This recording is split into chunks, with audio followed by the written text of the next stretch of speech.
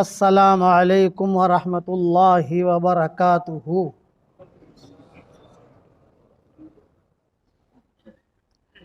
अल्हम्दुलिल्लाह अल्हम्दुलिल्लाहि नहमदुहू व नस्तईनुहु व नस्तगफिरुहु व नुमिनु बिही व नतवक्कलु अलैहि व नऊज़ु बिल्लाहि मिन शुरूरि अनफुसिना व मिन सय्यिआति अमालिना वनऊज़ु बिल्लाहि मिन शुरूरि अनफुसिना व मिन सय्यिआति अमालिना वनऊज़ु बिल्लाहि मिन शुरूरि अनफुसिना व मिन सय्यिआति अमालिना मन यहदिहिल्लाहु फला मुदिल्ल लहु व मन युद्लिलहु फला हादिय लहु व नशहदु अल्ला इलाहा इल्लल्लाहु वहदहु ला शरीक लहु वनशहदु अन्न सय्यदना व मौलाना मुहम्मदन अब्दुहु व रसूलुहु सल्लल्लाहु अलैहि व अला आलिहि व अस्हाबिहि व बारक व सल्लम तस्लीमन कसीरन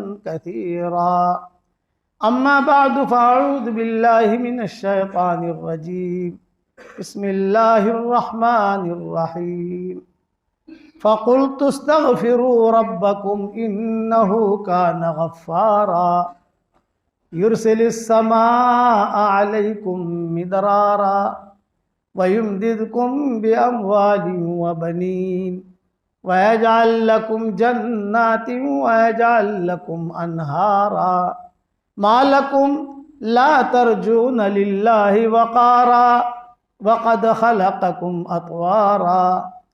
वक़ाल अल्लाहु सुब्हानहु व तआला या अय्युहल्लज़ीना आमनू तूबू इलल्लाहि तौबतन नसूहा असा रब्बुकुम अन युकफ्फिरा अन्कुम सय्यिआतिकुम व युदखिलकुम जन्नातिन तजरी मिन तहतिहल अनहार यौम ला युख़ज़िल्लाहु अन्नबिय्य वल्लज़ीना आमनू मअहु नूरुहुम यस्आ बैन अयदीहिम व बिअयमानिहिम यक़ूलून रब्बना अतमिम लना नूरना वग़फ़िर लना इन्नका अला कुल्लि शैइन क़दीर।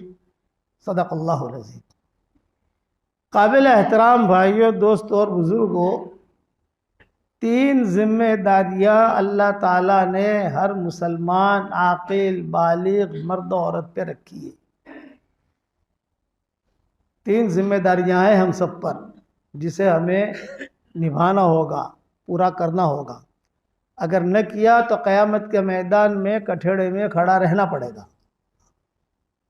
सबसे पहली जिम्मेदारी ये है कि हम अपना दीन सीखें। कोई ये नहीं कह सकता कि मौलाना मेरे पास टाइम नहीं था। अल्लाह को हम नहीं कहेंगे अल्लाह मेरे पास टाइम नहीं था, नहीं, सीखना ज़रूरी है, ये जिम्मेदारी है। दूसरी जिम्मेदारी ये है कि हम अपने दीन पर चलें। दीन सीखा और दीन पर चला नहीं तो मंजिल तक नहीं पहुंचेगा। और तीसरी जिम्मेदारी ये है कि हमारा दीन दुनिया में फैले, हम उसकी कोशिश करें। ये तीन काम है पूरी उम्मत के ज़िम्मे, उसमें से एक भी मुस्तस्ना नहीं। दीन सीखना मर्दों पर भी ज़रूरी, औरतों पर भी ज़रूरी, और दीन पर चलना मर्दों पर भी ज़रूरी, औरतों पर भी ज़रूरी। और दीन दुनिया में फैले उसके कोशिश में लगना यह हम सब पर ज़रूरी है। कदम के ज़रिए फैलाओ, कलम के ज़रिए फैलाओ, अपने दीन को पानी दो। और आसान ये हमारे यहाँ दावत का काम है, ये सबसे आसान है। हर आदमी कुरान की तफसीर नहीं लिख सकता, हर आदमी किताबें नहीं लिख सकता, हर आदमी सारी हदीसें ढूंढ ढूंढ कर बयान नहीं कर सकता, लेकिन दावत का काम ऐसा है कि हर आदमी उसे कर सकता है। लोगों का दावत देनी है, वे नमाज के लिए आ जाओ, नमाज के लिए आ जाओ, वे नमाज पढ़ लो, वे कुरान पढ़ लो। ये तीन चीज़ें होंगी तो हम कामयाब होंगे। अगर ये तीन चीज़ों में से एक की भी कमी हुई तो हशर के मैदान में सामने खड़ा रखकर अल्लाह ताला पूछेंगे तुमने क्यों नहीं किया। और सबसे बेहतरीन चीज़ ये हमारे लिए कि हुज़ूर सल्लल्लाहु अलैहि वसल्लम को हमसे बहुत मोहब्बत रही है, बहुत प्यार दिया है हुज़ूर ने इस उम्मत को। जितनी उम्मतें गुजरी हैं तब देख लो आदम अलैहिस्सलाम को ज़माने में जो लोग थे उनसे आदम अलैहिस्सलाम कितना प्यार करते थे, नूह अलैहिस्सलाम के ज़माने में जो थे उनसे कितना प्यार करते थे, मूसा अलैहिस्सलाम के ज़माने में थे मूसा अलैहिस्सलाम कितना प्यार करते थे, और दाऊद अलैहिस्सलाम के ज़माने में जो थे वहाँ कितना प्यार करते थे, और हुजूर सल्लल्लाहु अलैहि वसल्लम हमसे कितना प्यार करते थे। ये सोचे आदमी थोड़ी देर के लिए कि बहुत प्यार दिया। गुनाह माफ़ कराने के असबाब बहुत बताए। मैंने किताब लिखी, यानी कई कई साल हो गए उसे लिखे हुए। इसमें मग़फ़िरत की हदीसें लिखी, सिर्फ मग़फ़िरत की हदीसें, और कोई किस्सा नहीं। भी बिखरे मोती है, इसमें तो हर हर हर हर किस्म की चीज़ें मिल जाती हैं। लेकिन मैंने सोचा कि भाई एक किताब ऐसी लिखनी चाहिए कि जिसमें हमारे गुनाह माफ़ हो जाए, उसके क्या असबाब, क्या करें गुनाह माफ़ हो। सब हदीसें लिखी, हदीसें लिखी, हदीसें लिखी सब। जब किताब पूरी हो गई तो मैं सोच रहा था नाम क्या रखूं इसका, परेशान था इसका क्या नाम रखूं। एक बड़े मियाँ हमारे पास आए मुलाकात के लिए। मौलाना क्या सोच रहे हैं? मैंने कभी हाजी साहब मैं ये सोच रहा हूँ कि मैंने ये हदीसें सारी जमा की है मग़फ़िरत पर। मग़फ़िरत पर हदीसें जो होती है वो उम्मीद होती है यार चुप तो हो गई, लेकिन अब माफ़ी कैसे कराना अल्लाह के यहाँ से। ये किताब लिखी, अब नाम मुझे समझ में नहीं आ रहा क्या लिखूं। उसने कहा मेरे जहन में भी कोई बात आएगी तो बताऊंगा। पढ़े लिखे तो थे नहीं, लेकिन समझदार थे, वो आते रहते थे हमारे पास। तो उन्होंने बैठे बैठे वही एक किस्सा बयान किया कि बोला यहाँ केडी कंपनी में हम रहते थे, बचपन में एक फ़कीर आता था और सदा लगाता था, और बस ये कि कोई कुछ नहीं कहता था, वो एक ही बात कहता था, मायूस क्यों खड़ा है, अल्लाह बहुत बड़ा है। मायूस क्यों खड़ा है, अल्लाह बहुत बड़ा है। मैंने कहा साहब मेरी किताब का नाम मिल गया मुझको। मैंने वही नाम मुफ्ती अमीन को भेजा, मुफ्ती अमीन, मुफ्ती सईद पालमपुरी, मुफ्ती सईद पालमपुरी रहमतुल्लाह अलैह, मुफ्ती अमीन अल्लाह उनकी उम्र में बरकत दे, ये हमारी किताबों का कस्टम करते थे। मुफ्ती सईद पालमपुरी तो बहुत एहतमाम से हमारी किताबों का कस्टम करते थे। इसे निकाल दो, इसे रखो, इसे निकाल दो, इसे रखो, इसे निकाल दो। आप बड़े आलिम थे, ये भी देखते थे। अब वो भी बुढ़ापे में आ गए, हम भी बुढ़ापे में आ गए। मैंने कहा मुफ्ती साहब ये किताब का नाम है, तो कहा मौलाना बहुत अच्छा। तो उस नाम से हमने वो किताब शुरू में छपवाई। तो गुनाह माफ़ कराने के असबाब हमारी शरीयत में बहुत बताए, हद से ज़्यादा। आसमान की तरफ देखकर अगर आदमी ये कहे कि अल्लाह तू मुझे माफ़ कर दे, तेरे अलावा कोई माफ़ करने वाला नहीं है, 3 मरतबा कहना है सिर्फ आसमान की तरफ देखकर। यहाँ तुम्हारा वेस्टर्न पार्क में आसमान तो दिखता है ना भाई, तो हर जगह है, सदाबहार है। अरे आसमान की तरफ देखकर, अपने घर में लेटे लेटे भी आसमान की तरफ देखकर आप कहो कि अल्लाह मेरे गुनाह माफ़ कर दे, तेरे अलावा कोई माफ़ करने वाला नहीं है। ए अल्लाह मुझे माफ़ कर दे, तेरे अलावा कोई माफ़ करने वाला नहीं है। ए अल्लाह मुझे माफ़ कर दे, तेरे अलावा कोई माफ़ करने वाला नहीं है। 3 मरतबा कहना है। तो अल्लाह ताला हंसकर जवाब देते हैं जब मैंने माफ़ कर दिया। पिछले शरीयतों में ये बात नहीं थी, हमारी शरीयत में है कि अल्लाह हंसकर जवाब देते हैं मैंने माफ़ कर दिया। कितना आसान है। सोते वक्त आदमी सिर्फ 3 मरतबा कहे अस्तगफिरुल्लाहल्लज़ी ला इलाहा इल्ला हुवल हय्युल क़य्यूम व अतूबु इलैह। सो रहा है आदमी तो 3 मरतबा इतना पढ़ ले अस्तगफिर। अच्छा सबको याद है ये कलमा, को ऐसा नहीं है याद नहीं है। अस्तगफिरुल्लाहल्लज़ी ला इलाहा इल्ला हुवल हय्युल क़य्यूम व अतूबु इलैह। अस्तगफिरुल्लाहल्लज़ी ला इलाहा इल्ला हुवल हय्युल क़य्यूम व अतूबु इलैह। अस्तगफिरुल्लाहल्लज़ी ला इलाहा इल्ला हुवल हय्युल क़य्यूम व अतूबु इलैह। 3 मरतबा। तो हुज़ूर सल्लल्लाहु अलैहि वसल्लम क्या फरमाते हैं कि जितने रेत के ज़र्रे हैं उनके बराबर भी गुनाह होंगे, या आसमान के तारों के बराबर भी गुनाह होंगे, तो अल्लाह माफ़ कर देगा। कितनी आसान है हमारी शरीयत, कितना आसान कर दिया। अब तो आदमी सोता ही सोता है, अरबी में ना आवे, बाद में बेचारे ऐसे होते हैं अरबी जुमले नहीं आते। उर्दू में को अल्लाह उर्दू भी जानता है, अल्लाह गुजराती भी जानता है, अल्लाह मेमनी गाल भी जानता है। क्या अल्लाह मुझे माफ़ कर दे, अल्लाह मुझे माफ़ कर दे, अल्लाह मुझे माफ़ कर दे, 3 मरतबा। तो ये फरमाया कि जा तेरे सारे गुनाह माफ़। रात को आदमी अपने गुनाह डिलीट करके सोए, गला से डिलीट करके, साफ करके। हाँ, ताकि क्या है, बाद मरतबा आदमी रात को सोता है, सुबह वो जागता नहीं है, मर गया, उसकी नींद में उसकी रूह कब्ज हो गई। ये फजीलत बयान की, इस्तगफार की, कि अल्लाह ताला माफ़ कर देते हैं। बच्चा कौन है, बच्चे को तो पीछे कर दो थोड़ा सा, बच्चे जो है ना वो दिमाग उलझता है। किसका बच्चा है ये बच्चे, किसी का बच्चा हो आपका है? हाँ ठीक है, बस आपके पास रखो।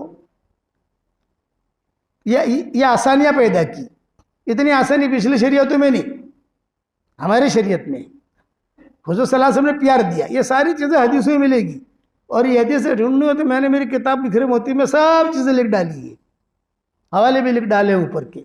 बिखरे मोती का नाम तो सुना होगा भाई आप लोगों ने, कहीं ना कहीं मिल जाती होगी, तो 13 जिल्दें आ गई उसकी सब। तो माफ़ी के असबाब बहुत बताए और नेकियां बढ़ाने के असबाब बहुत बताए। ये प्यार दिया हुज़ूर सल्लल्लाहु अलैहि वसल्लम ने। पिछले उम्मतों के ये प्यार नहीं था, पिछले उम्मतों में तो उनके गुनाह जल्दी माफ़ी नहीं होते थे, पिछले उम्मतों को उनके गुनाह जल्दी माफ़ नहीं होते थे। हमारे यहाँ गुनाह माफ़, ये कर ले गुनाह माफ़, ये कर ले गुनाह माफ़, ये कर ले गुनाह माफ़, ये कर ले गुनाह माफ़।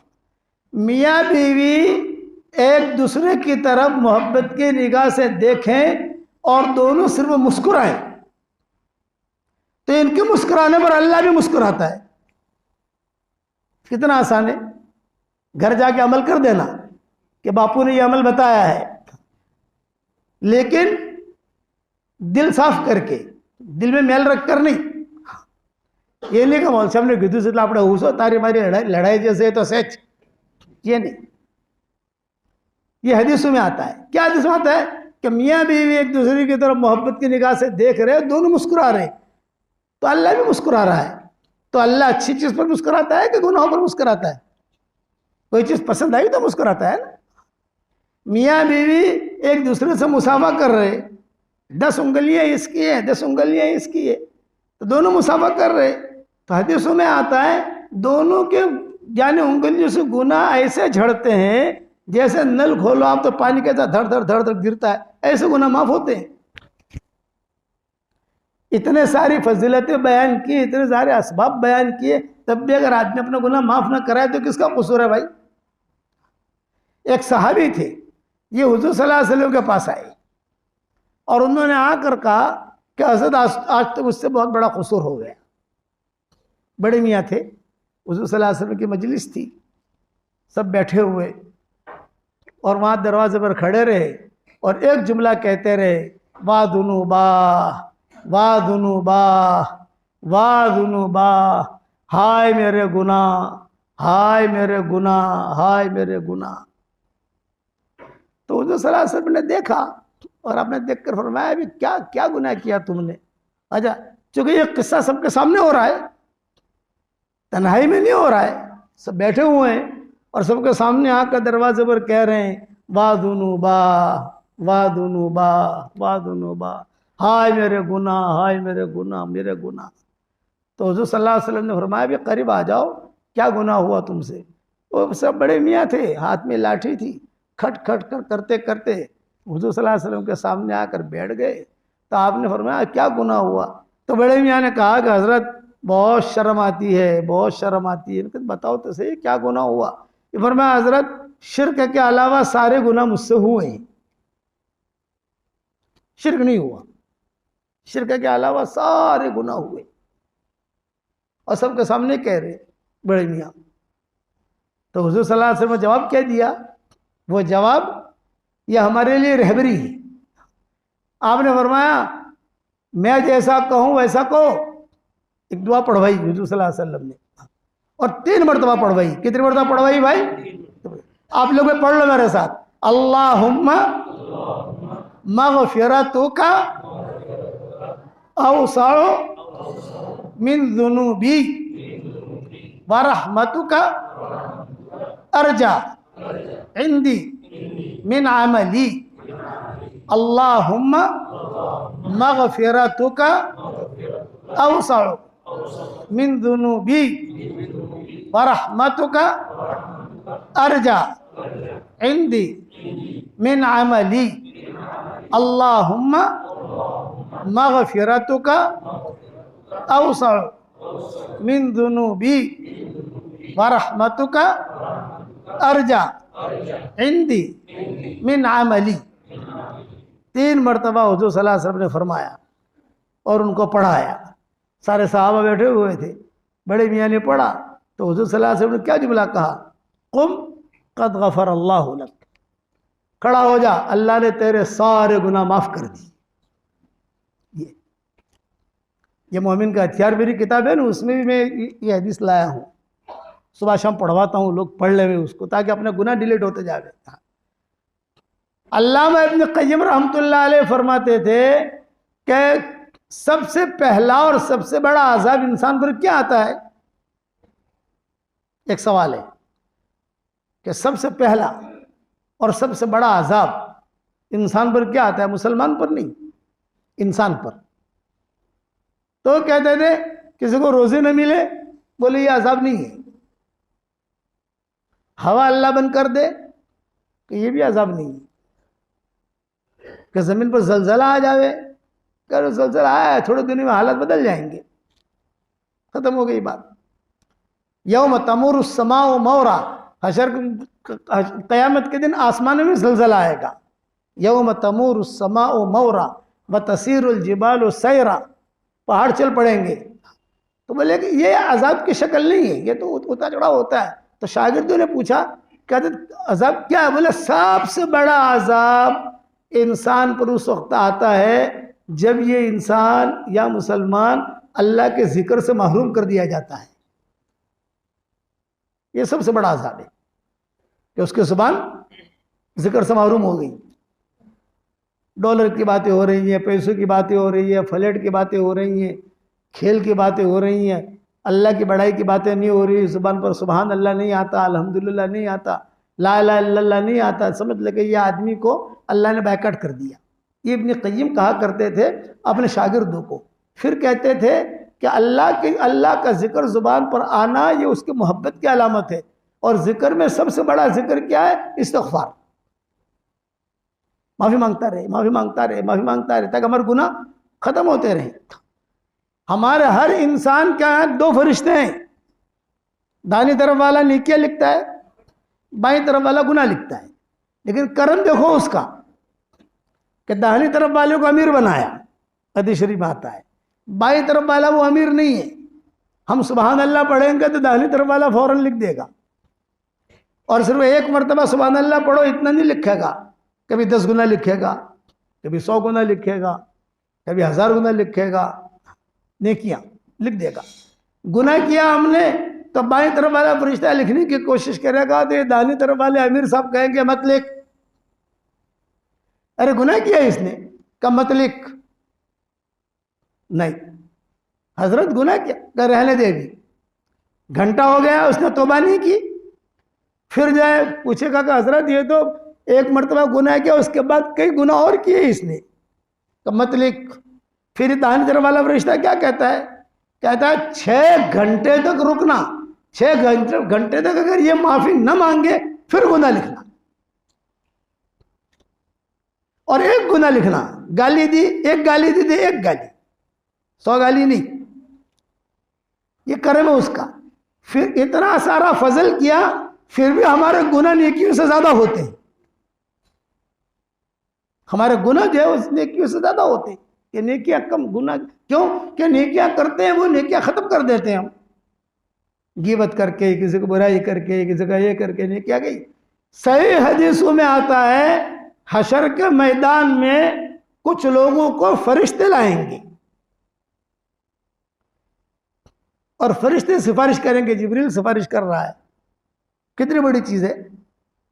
मीकाईल सिफारिश कर रहा है कि सारे फरिश्ते सिफारिश कर रहे हैं, हल्का बनाकर अल्लाह के दरबार में लाएंगे, कुछ मर्दों को, कुछ औरतों को।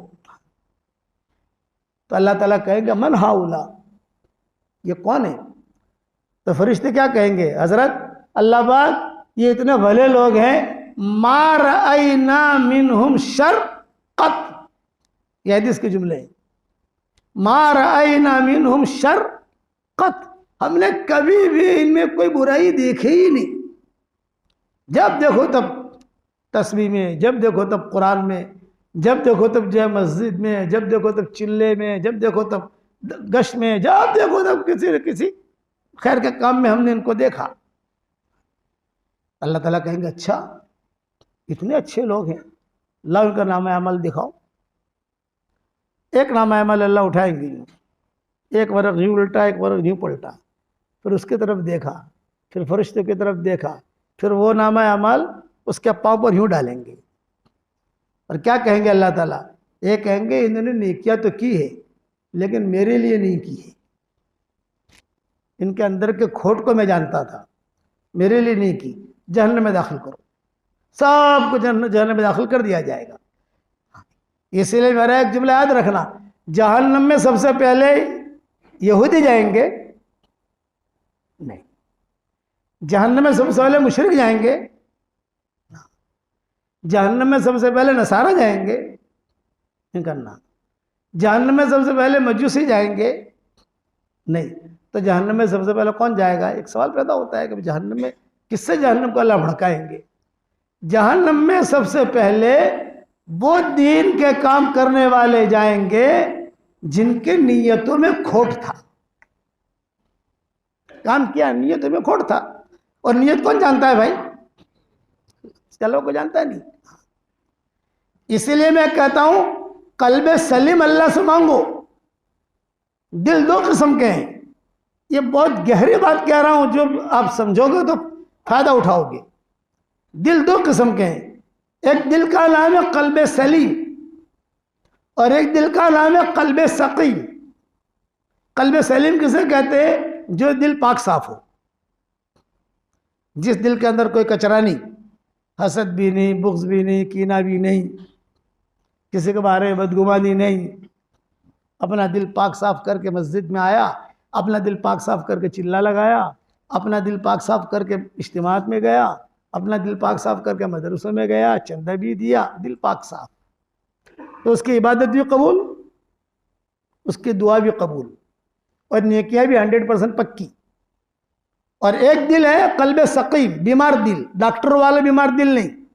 बीमार दिल का क्या मतलब? जिस दिल के अंदर गंदगी भरी हुई हो, कि साहब हसद भरा हुआ है, बुग़्ज़ भरा हुआ है, कीना भरा हुआ है। तो सारे उलमा का इत्तिफाक है, अरब उलमा हो, हमारे हिंदुस्तान के उलमा हो, पाकिस्तान के उलमा हो, सब का इत्तिफाक है कि दिल के अंदर अगर कचरा भरा हुआ है तो इबादत को अल्लाह कबूल नहीं करता, दुआएं कबूल नहीं होती, क्योंकि अल्लाह का फैसला एक ही है, इन्नमा यतक़ब्बलुल्लाहु मिनल मुत्तक़ीन, हम तो तक़वे वालों का कबूल करते हैं। मगरिब की नमाज हमने पढ़ी और दिल के अंदर मैल है, तो फरिश्ता क्या लिखेगा? यूँ के लिए इसने मगरिब की नमाज पढ़ ली, यानी फ़र्ज पैदा हो गया। कबूलियत यूँ कहना, पाक साफ दिल लाओ आप। ये इसीलिए हुज़ूर सल्लल्लाहु अलैहि वसल्लम दुआओं में मांगते थे, अल्लाहुम्मा इन्नी असअलुका क़ल्बन सलीमा। कुरान में इल्ला मन अतल्लाह बिक़ल्बिन सलीम, कुरान में बैन मिन शिअतिही इब्राहीम इज़ जाअ रब्बहु बिक़ल्बिन सलीम, कि कल्ब सलीम लेकर आया। तो आज हमारे पास कल्ब सलीम है भाई, मियाँ बीवी दोनों लेटे और दोनों के दिलों में कचरा भरा हुआ है, पार्टनर है इनके आपस में भरा हुआ है। तो हमारे शरीयत में नेकियां कमाना बहुत आसान है, गुनाहों को छोड़ना मुश्किल है। हम कहते हैं नेकियां कमाना कितना आसान है बताऊं? एक दुआ पढ़ो मेरे साथ, रब्बना ग़फ़िरली वलिवालिदैया वलिल मुमिनीना यौमा यक़ूमुल हिसाब। देखो इतना पढ़ा, इस वक्त में दुनिया में जितने मुसलमान मर्द और औरतें हैं उन सब के बराबर नेकियां हमारे अकाउंट में आ गई। नेकियां कमाना इतना आसान है। यह तो मैं नीचे उतर के बात कर रहा हूं, एकदम आखिरी कौल, वरना बाद उलमा ने तो ये कहा कि नहीं, आदम अलैहिस्सलाम के ज़माने से लेकर क़यामत तक जितने मुसलमान मर्द और औरतें आएंगे, जितने जिन्नात मर्द और औरतें जो मुसलमान हैं वो आएंगे, उन सब के बराबर नेकियां मिलेगी। उसमें उलमा ने इख्तिलाफ किया, वो सारे इख्तिलाफात मैंने छोड़ दिए। ये आखिरी कौल क्या कि अभी इस वक्त में जितने मुसलमान मर्द और औरतें दुनिया में हैं, जिन्नातों को मैं नहीं लेता, हालांकि बाजू ने जिन्नात भी लिया है, वो भी मुसलमान है, मैं वो छोड़ देता हूँ जिन्नातों को, मैं खाली मर्दों को, तो भी कितनी नेकियां आ गई हमारी शरीयत में, हमारी अकाउंट के अंदर। इतना आसान है नेकियां कमाना और गुनाह छोड़ना। एक मुश्किल आदमी नेकियां कमाता है, कमाते बहुत है, लोग कहते हैं मौलवी बहुत पैसे कमाते हैं, ये तो मौलाना दिखते ही नहीं है पैसे कहाँ चले जाते हैं। आपके पास भी लोग आते होंगे, मौलाना कुछ पता नहीं चलता। इधर हम नेकियां बहुत हासिल करते हैं, लेकिन एक रास्ते से आई दूसरे रास्ते से गई। तो हुजूर ने कहा ये मुफलिस है। मेरे वालिद साहब रहमतुल्लाह अलैह फरमाते थे, हजरत शेखुल हदीस साहब रहमतुल्लाह अलैह, मौलाना ज़करिया साहब रहमतुल्लाह अलैह, नाम सुना होगा आप हजरात ने, जिन्होंने फज़ल अमाल लिखी है, और हमारे हजरत जी रहमतुल्लाह अलैह, ये सब रायबैंड के इज्तिमा में, पहले तो शक्ल अलग थी रायबैंड के इज्तिमा की, अब बदल गई है शक्ल या हालात की वजह से, तो ये पीछे बैठे हुए थे। तो मेरे वालिद साहब रहमतुल्लाह अलैह जोश में आए और जोश में आकर कहा, एक अमानत की बात मैं आप लोगों को कहता हूँ जो मेरे दिल में है, और इसमें मेरे पीरों के सामने कहता हूँ, हज़रत शेख भी पीर और मौलाना इनाम हसन साहब रहमतुल्लाह अलैह भी पीर। फिर कहा कि मैं अमानतदारी समझ के कहता हूँ, इसलिए कि आपके यहाँ मदारिस भी बहुत है, आपके यहाँ मकातिब भी बहुत है, आपके यहाँ दीनी इदारे भी बहुत है, वहाँ दीनी इदारे बहुत है, वहाँ हमारे यहाँ भी दीनी इदारे अल्हम्दुलिल्लाह। फिर अब्बा ने जुमला कहा कि देखो, जहन्नम में सबसे पहले यहूदी नहीं जाएगा, मुशरिक नहीं जाएगा, ये नजूसी नहीं जाएगा, नसरानी नहीं जाएंगे, वो दीन के काम करने वाले जहन्नम में सबसे पहले जाएंगे। जाएंगे नहीं, बल्कि अल्लाह उनके जरिए से जहन्नम को भड़काएगा। युसार का जुमला आता है, जहन्नम को भड़काएगा, ईंधन बनेंगे ये। कौन? जिनकी नीयतों में खोट था।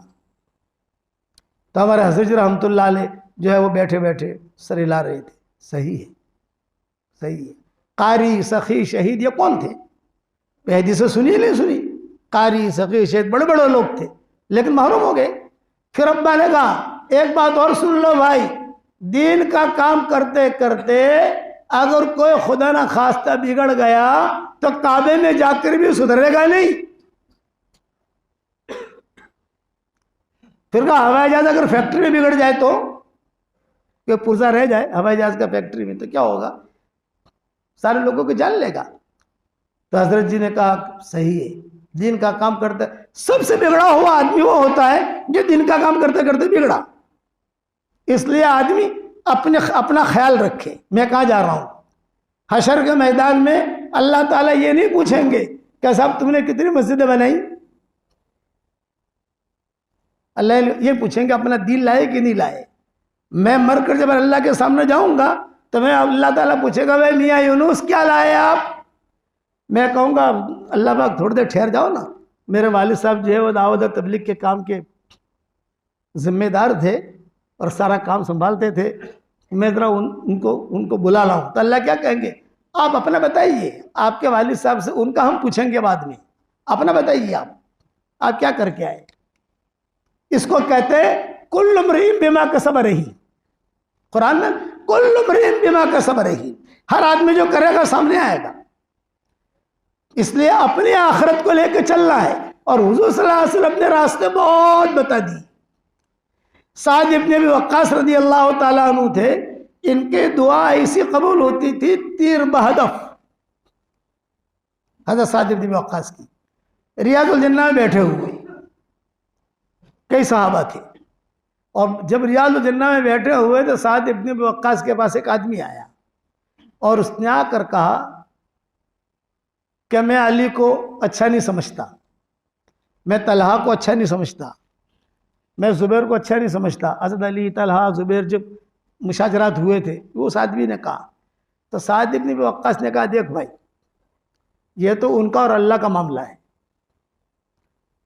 तो अब बोल मत, ज़्यादा बोलेगा तो मैं तेरे लिए बद्दुआ करूँगा। वो आदमी थोड़ा सा ज़िद्दी आदमी था, तो उसने कहा, आप क्या बद्दुआ करोगे, आपकी बद्दुआ क्या काम लगेगी, आप नबी थोड़ी है। ये कहकर फिर तलहा को भी गाली दी, ज़ुबैर को भी गाली दी, हज़रत आयशा को भी गाली दी, हज़रत अली को भी गाली दी। तो साद इब्न अबी वक्कास ने कहा, तो अजीब आदमी है, रियाजुल जन्ना में इन लोगों को गाली देता है, ये बड़े लोग हैं सब। ये तो बड़े लोग हैं सब, बद्दुआ करूंगा, नहीं माना। फिर साद इब्न वक्कास ने कहा अब अगर तूने बद्दुआ दी तो मैं बद्दुआ करूंगा। उनके बद्दुआ ऐसे होती थी या उनकी दुआ ऐसी होती थी, तीर बहदफ। तीर बहदफ का क्या मतलब, वो अल्लाह से कसम खा के कहते थे ए अल्लाह मुझे ये चाहिए और अभी चाहिए। उनकी दुआ कबूल होती थी।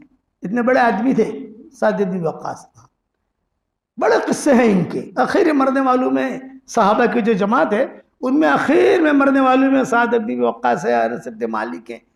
इनकी दुआ ऐसे कबूल होती थी। उस आदमी ने फिर गाली दी तो साद इब्न वक्कास ने कहा अल्लाहुम्मा अहलिक हो अल-आन, अल्लाह इसे अभी कभी हलाक कर। जब इन्होंने बद्दुआ दी सहाबा घबराए। सहाबा कहने लगे यार इनकी तो दुआ कबूल होती है, हटो यहाँ से कि खुदा न खादा हम पर अजाब नहीं आवे, ये तो हलाक होगा लेकिन कभी हम पर अजाब नहीं आवे। चुनांचे लोग हट गए।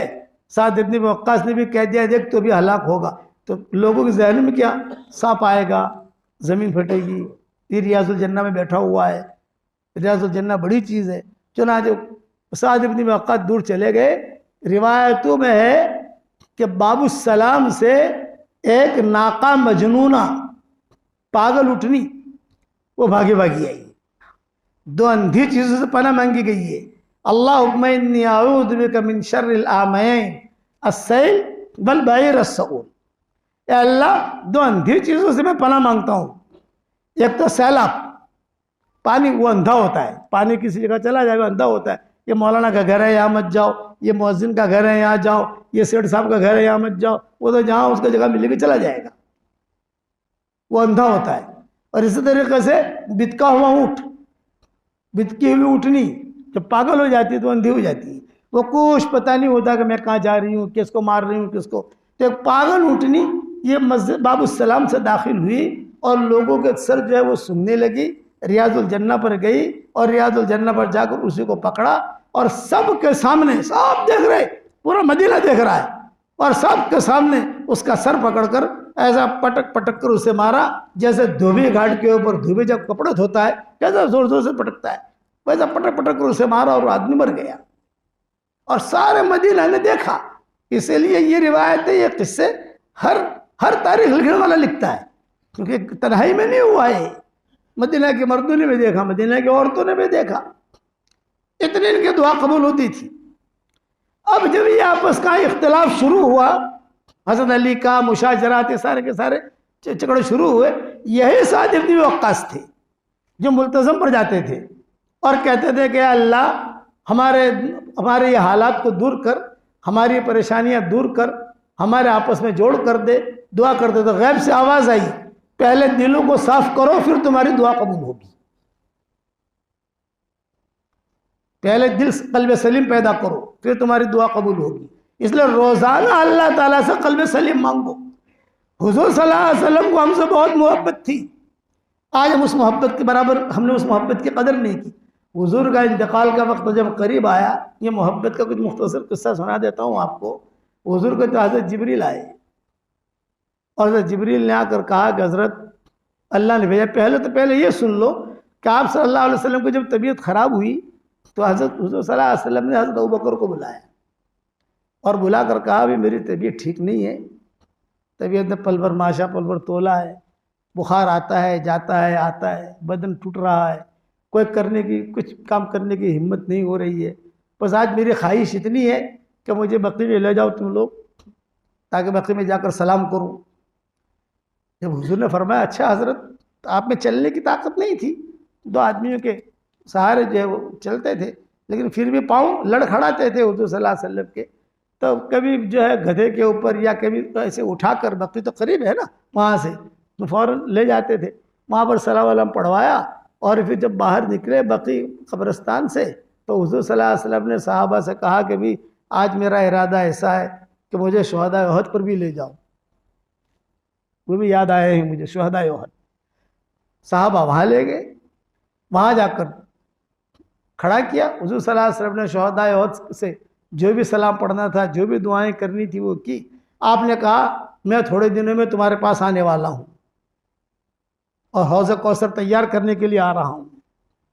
वापस होने लगे शोहदाए ओहद से, तो रास्ते में हुजूर सल्लल्लाहु अलैहि वसल्लम ने सिद्दीक अकबर को कहा, अबू बकर मेरे भाइयों को मेरा सलाम कहना।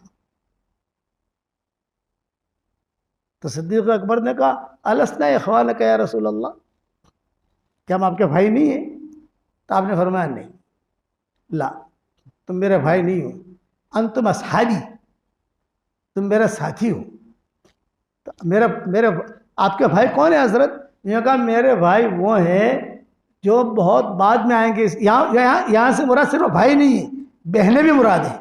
बाद मरतबा भाई कहा जाता है तो बहनें भी आ जाती हैं, बाद मरतबा बहनें मुराद कही जाती है तो भाई भी आ जाते हैं। यह हमारी शरीयत में चीज़ें हैं। यह जुमला तो कहा भाई का, लेकिन इससे मुराद बहनें भी हैं, यानी इस उम्मत की औरतें भी मुराद हैं। यूँ फरमाया मेरे भाई बहन तो वो है जिन्होंने मुझे देखा नहीं है,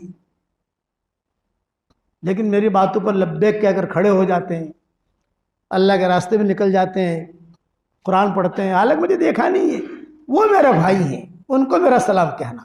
ये हमसे मोहब्बत थी, हमको सलाम पहुंचाया हुजूर सल्लल्लाहु अलैहि वसल्लम ने। अब आगे बढ़ो। आगे बढ़े तो हुजूर सल्लल्लाहु अलैहि वसल्लम ने सिद्दीक अकबर से कहा कि अबू बकर तबीयत ठीक नहीं है, आज मेरी बारी जो है हज़रत मैमूना के यहाँ है, आपकी बारी थी हज़रत मैमूना के यहाँ। तो हुजूर ने फरमाया मेरी ख्वाहिश ये है कि अगर सब और बीवियाँ मुझे इजाज़त दे दें तो मैं आयशा के घर में क़याम कर लूँ, वहाँ मुझे ज़्यादा आराम मिलेगा। हज़रत आयशा सारी दवाओं को जानती थी, कौन सी दवा कब पिलानी है, कैसे पिलानी है सारा। तो मैं वहाँ अगर रहूँ तो सारी माओं के पास गए और माओं के पास जाकर कहा कि भाई मैमूना आज मेरी बारी तुम्हारे यहाँ है, लेकिन ये कि मेरी तबीयत में मज़ा नहीं है, तो मैं चाहता हूँ कि तुम सब इजाज़त दे दो ताकि मैं आयशा के घर में क़याम कर लूँ। फरमाया हाँ ठीक है, आप हज़रत वहाँ तशरीफ़ ले जाएँ, आयशा घर क़याम करें। अब तशरीफ़ ले आए। अब जब तशरीफ़ लाए तो तबीयत में तो मज़ा था ही नहीं। सिद्दीक़ अकबर कहते थे हम घबरा गए। मैं ये किस्सा सिर्फ इस पर सुना रहा हूँ कि हुज़ूर सल्लल्लाहु अलैहि वसल्लम को हमसे कितनी मोहब्बत थी। ये ध्यान में रखनी चाहिए ये बातें कि नबी को हमसे कितना प्यार था और हम नबी के कितने इत्तबा करने वाले हैं। हुजूर की सुन्नतों पर चलने की नीयत करो और सुन्नतों को फैलाने की नीयत करो। अल्लाह ने माल दिया है तो नबी की सुन्नत को फैलाओ ना। ये दूसरे लोगों की आदतें क्यों फैलाते हैं आप? तो सिद्दीक़ अकबर ने कहा कि हज़रत आज आपकी तबीयत ठीक नहीं है तो हम क्या करें? आपने फरमाया नहीं मैं तो बहुत अच्छा हूँ अल्हम्दुलिल्लाह, आयशा ने दवाएँ पिलाई हैं, मैं अच्छी फजर की नमाज़ पढ़कर साथ रोज़ाना का मामूल था आपके इंतकाल से पहले फजर की नमाज़ पढ़ा कर ये सहाबा जो ख़ास होते थे ये हुज़ूर सल्लल्लाहु अलैहि वसल्लम के पास आते थे, बैठ कर हज़रत फातिमा भी होती थी, हज़रत अली भी होते थे, सब उठकर कैसी तबीयत है, क्या है क्या नहीं, ये पूछते थे। फजर की नमाज जब हो गई सब आ गए तो सब ने आकर कहा हज़रत आज तो माशाअल्लाह चेहरे पर बहुत बशाशत है आज आपकी। फरमाया हाँ आज मुझे बहुत अच्छा लग रहा है, आज मेरी तबीयत बहुत अच्छी है अल्हम्दुलिल्लाह, आज मुझे कोई तकलीफ़ नहीं है ज़्यादा, आज मेरी तबीयत में बहुत मज़ा है, बहुत अच्छा लगता है मुझे। तो सिद्दीक़ अकबर ने कहा कि हज़रत आज आपकी तबीयत अच्छी है तो अगर इजाज़त दें आप तो मैं थोड़ा, इनकी एक बीवी बाबुल अवाली में रहती थी सिद्दीक़ अकबर की, और एक बीवी यहाँ रहती थी हुज़ूर सल्लल्लाहु अलैहि वसल्लम के मकान के करीब। तो आज मैं बाबुल अवाली हुआ हूँ, बिनते खारजा नाम था उसका, खारजा की बेटी बिनते खारजा, आज बिनते खारजा के पास हुआ हूँ, कई दिनों से मैं वहाँ गया नहीं हूँ। तो आपने फरमाया हाँ हाँ तुम चले जाओ, सब चले जाओ। हज़रत फातिमा आई, ये कहा अब्बू जी आज तो तबीयत आपकी बहुत अच्छी है, कई दिनों से मैंने कंघी भी नहीं की, कई दिनों से हसन हुसैन के कपड़े भी नहीं धोए, अली के कपड़े भी नहीं धोए आपकी बीमारी की वजह से, अगर मुझे इजाज़त दे दें तो मैं हसन हुसैन को भी देख लूँ, थोड़ा घर का कामकाज देख लूँ। आपने फरमाया हाँ तुम भी जाओ। हज़रत अली आए, सबको इजाज़त दी, हज़रत उस्मान आए, सबको इजाज़त दी, जाओ जाओ। हज़रत उमर कहते थे मैं नहीं गया, सब इजाज़त मांगते रहे। तो हज़रत आयशा कहती थी कि सब ने इजाज़त ली, सब चले गए, लेकिन हज़रत उमर खड़े रहे। हज़रत मैं नहीं जाऊँगा कहीं, मैं ये रहूँगा आपके पास। और हज़रत आयशा से कहा क्या आयशा देखो मैं बाहर मस्जिद में बैठा हूँ, कुछ भी काम हो ज़रूरत दरवाज़ा जो है उसका खटखटाना, तुम हम आ जाएंगे तुम्हारे पास, बिल्कुल हम यहाँ। अब रिवायतों में यह है कि अचानक दरवाजे पर किसी ने दरवाज़ा खटखटाया तो हुज़ूर सल्लल्लाहु अलैहि वसल्लम के पास हज़रत आयशा थी, बाकी तो कोई था नहीं। तो हज़रत आयशा ने जल्दी जल्दी हज़रत फातिमा को बुलवाया, भी देखो बाहर दरवाज़ा को खटखटा रहा है, मैं तो जा नहीं सकती। लेकिन फातिमा जाकर ज़रा देखे कौन है, क्या है, कोई भी आए देखे कौन है, कौन खटखटा रहा। हज़रत उमर को पता नहीं है, वो अपनी मस्जिद में है और वो दरवाज़ा खटखटा रहा। हज़रत फातिमा आई दौड़ी दौड़ी और दौड़ कर गई बाहर। जब बाहर से आई तो हुज़ूर सल्लल्लाहु अलैहि वसल्लम से कहा कि हज़रत बड़े बड़े आदमी हैं, अमामे पहने हुए हैं, लंबे लंबे जुब्बे हैं, दाढ़ियाँ हैं, और बहुत बहुत बहुत भरा मस्जिद नबी भरी हुई है। मैं तो घबरा कर आ गई। हज़रत फातिमा कहती थी मैं तो घबरा कर आ गई, तो मैं देखो तो भी डर लगे, ऐसे हैं सभी लोग। इतने मजे जिब्रील आए हुज़ूर सल्लल्लाहु अलैहि वसल्लम के पास। जब हज़रत जिब्रील आते थे तो दहया कल्बी की शक्ल में आते थे। हज़रत आयशा समझ जाती थी कि भाई ये जिब्रील आए हैं। तो फिर हुज़ूर सल्लल्लाहु अलैहि वसल्लम से बात की, यूँ कहा हज़रत मैं तो आपको मालूम है कि फरिश्तों का सरदार हूँ, मैं भी आया हूँ यहाँ।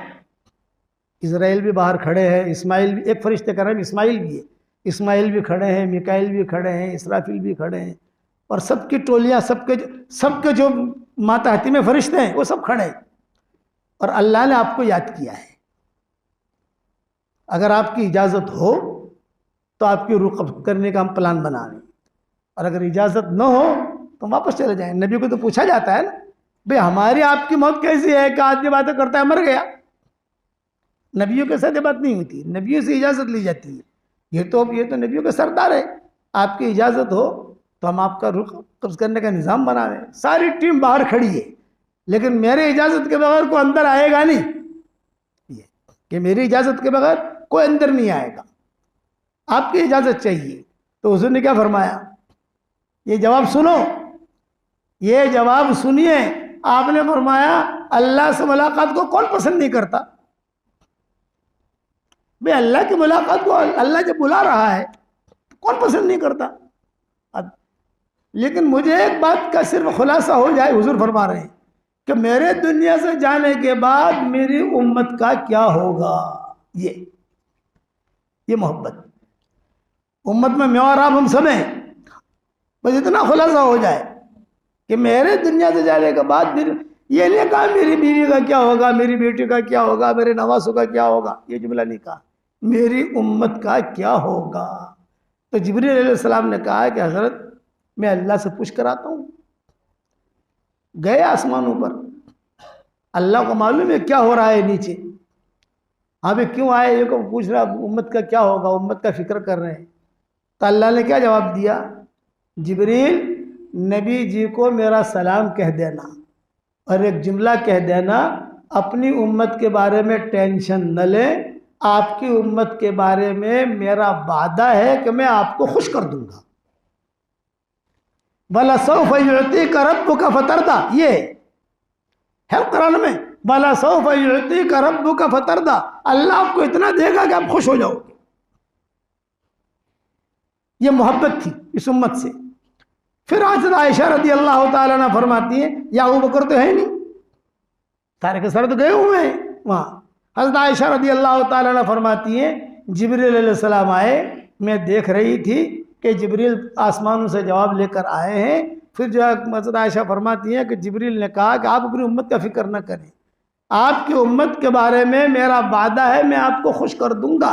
ये खुश करने वाली जो बात है, अब्दुल्लाह इब्न अब्बास कहते थे कि ये हदीस है, जब मैं सुनता हूँ या बयान करता हूँ तो मुझे बहुत उम्मीद हो जाती है कि अल्लाह महरूम नहीं करेगा, वादा कर लिया। तो माँ आयशा कहती है कि मैं हुजूर सल्लल्लाहु अलैहि वसल्लम ने मुझे कहा कि आयशा सांस लेने में कुछ तकलीफ हो रही है मुझे, तुम जो है मुझे थोड़ा सा अपने सीने का सहारा दे दो, जैसे यूँ करके लेटते हैं ना, जब बीमारों को आपने देखा होगा अस्पतालों के अंदर सांस लेने में तकलीफ है तो थोड़ा सा पीछे का हिस्सा यूँ उठाकर। माँ आयशा कहती है कि मैं फ़ौरन जो है हुजूर ने जो कहा इस एतबार से पीछे बैठ गई, और हुजूर सल्लल्लाहु अलैहि वसल्लम का सीना जो है, हुजूर का सर मैंने मेरे सीने पर रखा और हुजूर सल्लल्लाहु अलैहि वसल्लम यूँ लेटने लगे। थोड़ी देर हुई थी, हज़रत आयशा कहती थी थोड़ी देर हुई थी, का थोड़ी देर के अंदर ये देखा मैंने कि अचानक हुजूर सल्लल्लाहु अलैहि वसल्लम की गर्दन मुबारक दाहिनी तरफ यूं लुढ़की और आपके मुंह से लुआब मुबारक निकला और मेरे हंसले के घड़े में आकर गिरा। हंसले जानते हो ना भाई, बाज़ औरतें होती हैं उनके हंसले, जब हंसले के घड़े में आकर गिरा, यह हज़रत आयशा कहती थी, जब हंसले के घड़े में आकर गिरा मुझे नूर महसूस हुआ, खुशबू महसूस हुई। मुझे कुछ पता नहीं कि क्या हुआ है, लेकिन मेरी उम्र ऐसी थी, मैंने किसी को भी मरते हुए देखा नहीं था। हज़रत आयशा फरमाती, किसी को मरते हुए नहीं देखा था, ये पहला मामला मेरे सामने था। और खुशबू खुशबू, मैं अकेली, घर में कोई नहीं। तब मैं तरतीब से थोड़ी सी पीछे हटी, पीछे हटकर हुजूर सल्लल्लाहु अलैहि वसल्लम को लिटाया और चादर वगैरह मैंने डाली हुजूर सल्लल्लाहु अलैहि वसल्लम के ऊपर और मस्जिद नबी की तरफ। हज़रत उमर ने कहा था ना मैं हूँ, तो हज़रत उमर को जो है मैंने दस्तक दी जोर जोर से। तो हज़रत उमर ने कहा ऐसा कुछ कहोगी? अरे भाई आओ अंदर आओ, देखो तुम्हारे नबी को क्या हो रहा है, तुम लोग अंदर आओ देखो तुम्हारे नबी को क्या हो रहा है। तो हज़रत उमर रज़ी अल्लाह तआला अन्हु दाखिल हुए और ये कहा कि आयशा तुम जो है बकरी की तरफ मुँह करके खड़ी हो जाओ। बकरी की तरफ वहाँ से मशरिक़ है, सूरज निकलता है उस तरफ से, पर्दे के साथ खड़ी हो जाओ। हज़रत उमर आए, साथ में वो मुग़ीरा इब्न शोबा भी आए, ये दोनों आए, हज़रत उमर, मुग़ीरा इब्न शोबा। अब दोनों ने जो है हुज़ूर सल्लल्लाहु अलैहि वसल्लम को देखा। हज़रत उमर जो है पेशानी पर से पसीना पहुँच रहे थे। और हमेशा याद रखना, जब इंसान के मौत का वक्त आता है, दो बातें ज़हन में रखना, ज़ुबान भारी हो जाती है, प्यास बहुत लगती है, तो इसलिए हम कहते हैं कि रोज़ाना सब उठते बैठते ला इलाहा इल्लल्लाह, ला इलाहा इल्लल्लाह, ला इलाहा इल्लल्लाह आदमी पढ़ता रहेगा तो खुदा न खास्ता मौत के वक्त में ज़ुबान भारी हो गई, अब ज़ुबान से कुछ निकलता नहीं है, तो दिमाग में पढ़े आदमी, दिल में पढ़े, दिमाग बाद में मरता है, दिमाग को पढ़े ला इलाहा इल्लल्लाह, ला इलाहा इल्लल्लाह, ला इलाहा इल्लल्लाह। और प्यास भी बहुत लगती है। और अच्छी मौत की अलामत होती है पेशानी पर पसीने का आना। किसी के पेशानी के बाद अब देखो पसीना है, यह समझ लो कि उसकी मौत अच्छी हुई है, ये उलमा ने लिखा है। और इसकी कई बातें और भी हैं जो अभी बयान करने जैसे नहीं है। अभी तो मुझे हुज़ूर सल्लल्लाहु अलैहि वसल्लम के इंतकाल का थोड़ा सा बयान करना है मुख्तसर, वरना हुज़ूर के इंतकाल का किस्सा 5 घंटे का है। कितने घंटे का भाई? हाँ, 5 घंटा, ना तुम्हारे पास ना हमारे पास, न तुम में ताकत न हम में ताकत, इसलिए हम भी बुढ़ापे में आ गए। तो हज़रत आयशा रज़ी अल्लाह तआला अन्हा फरमाती थी, मैं खड़ी हुई थी बकरी की तरफ मुँह करके और हज़रत उमर आए और हज़रत उमर ने जो है पसीना वगैरह पोंछा और फिर मुझे कहा कि आयशा घबराने की बात नहीं है, हुजूर का इंतकाल नहीं हुआ है, गहरी नींद सोए हैं। हज़रत उमर ने कहा गहरी नींद है, बहुत गहरी नींद है, थोड़ी देर में भी आँख खुल जाएगी।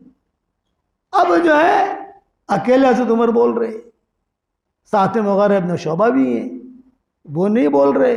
तो मैं आयशा कहती थी कभी अकेले उमर क्यों कह रहे हैं कि हुजूर का इंतकाल नहीं हुआ है, मुग़ीरा इब्न शोबा क्यों खामोश है? एक जुमला कहती थी, वा अम्मा सुकूत मुग़ीरा युहय्यिरुनी,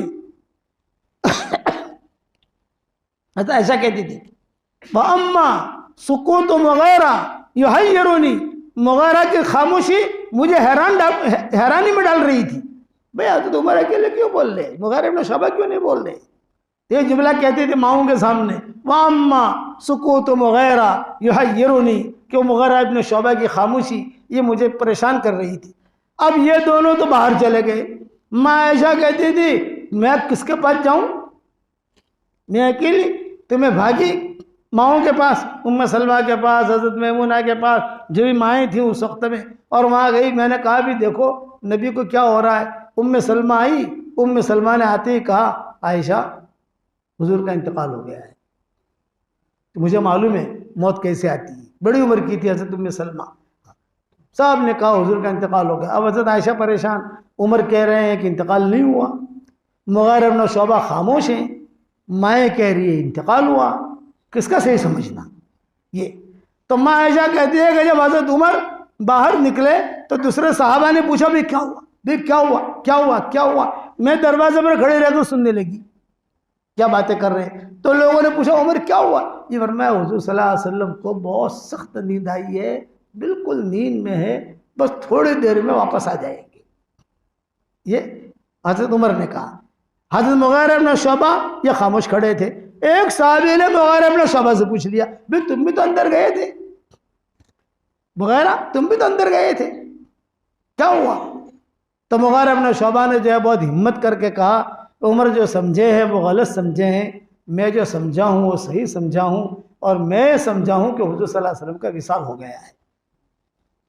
तो माँ आयशा कहती थी बस ये मुग़ीरा इब्न शुअबा ने जो कहा कि हुज़ूर का विसाल हो गया, बस ये सबसे पहले खबर थी मर्दों में।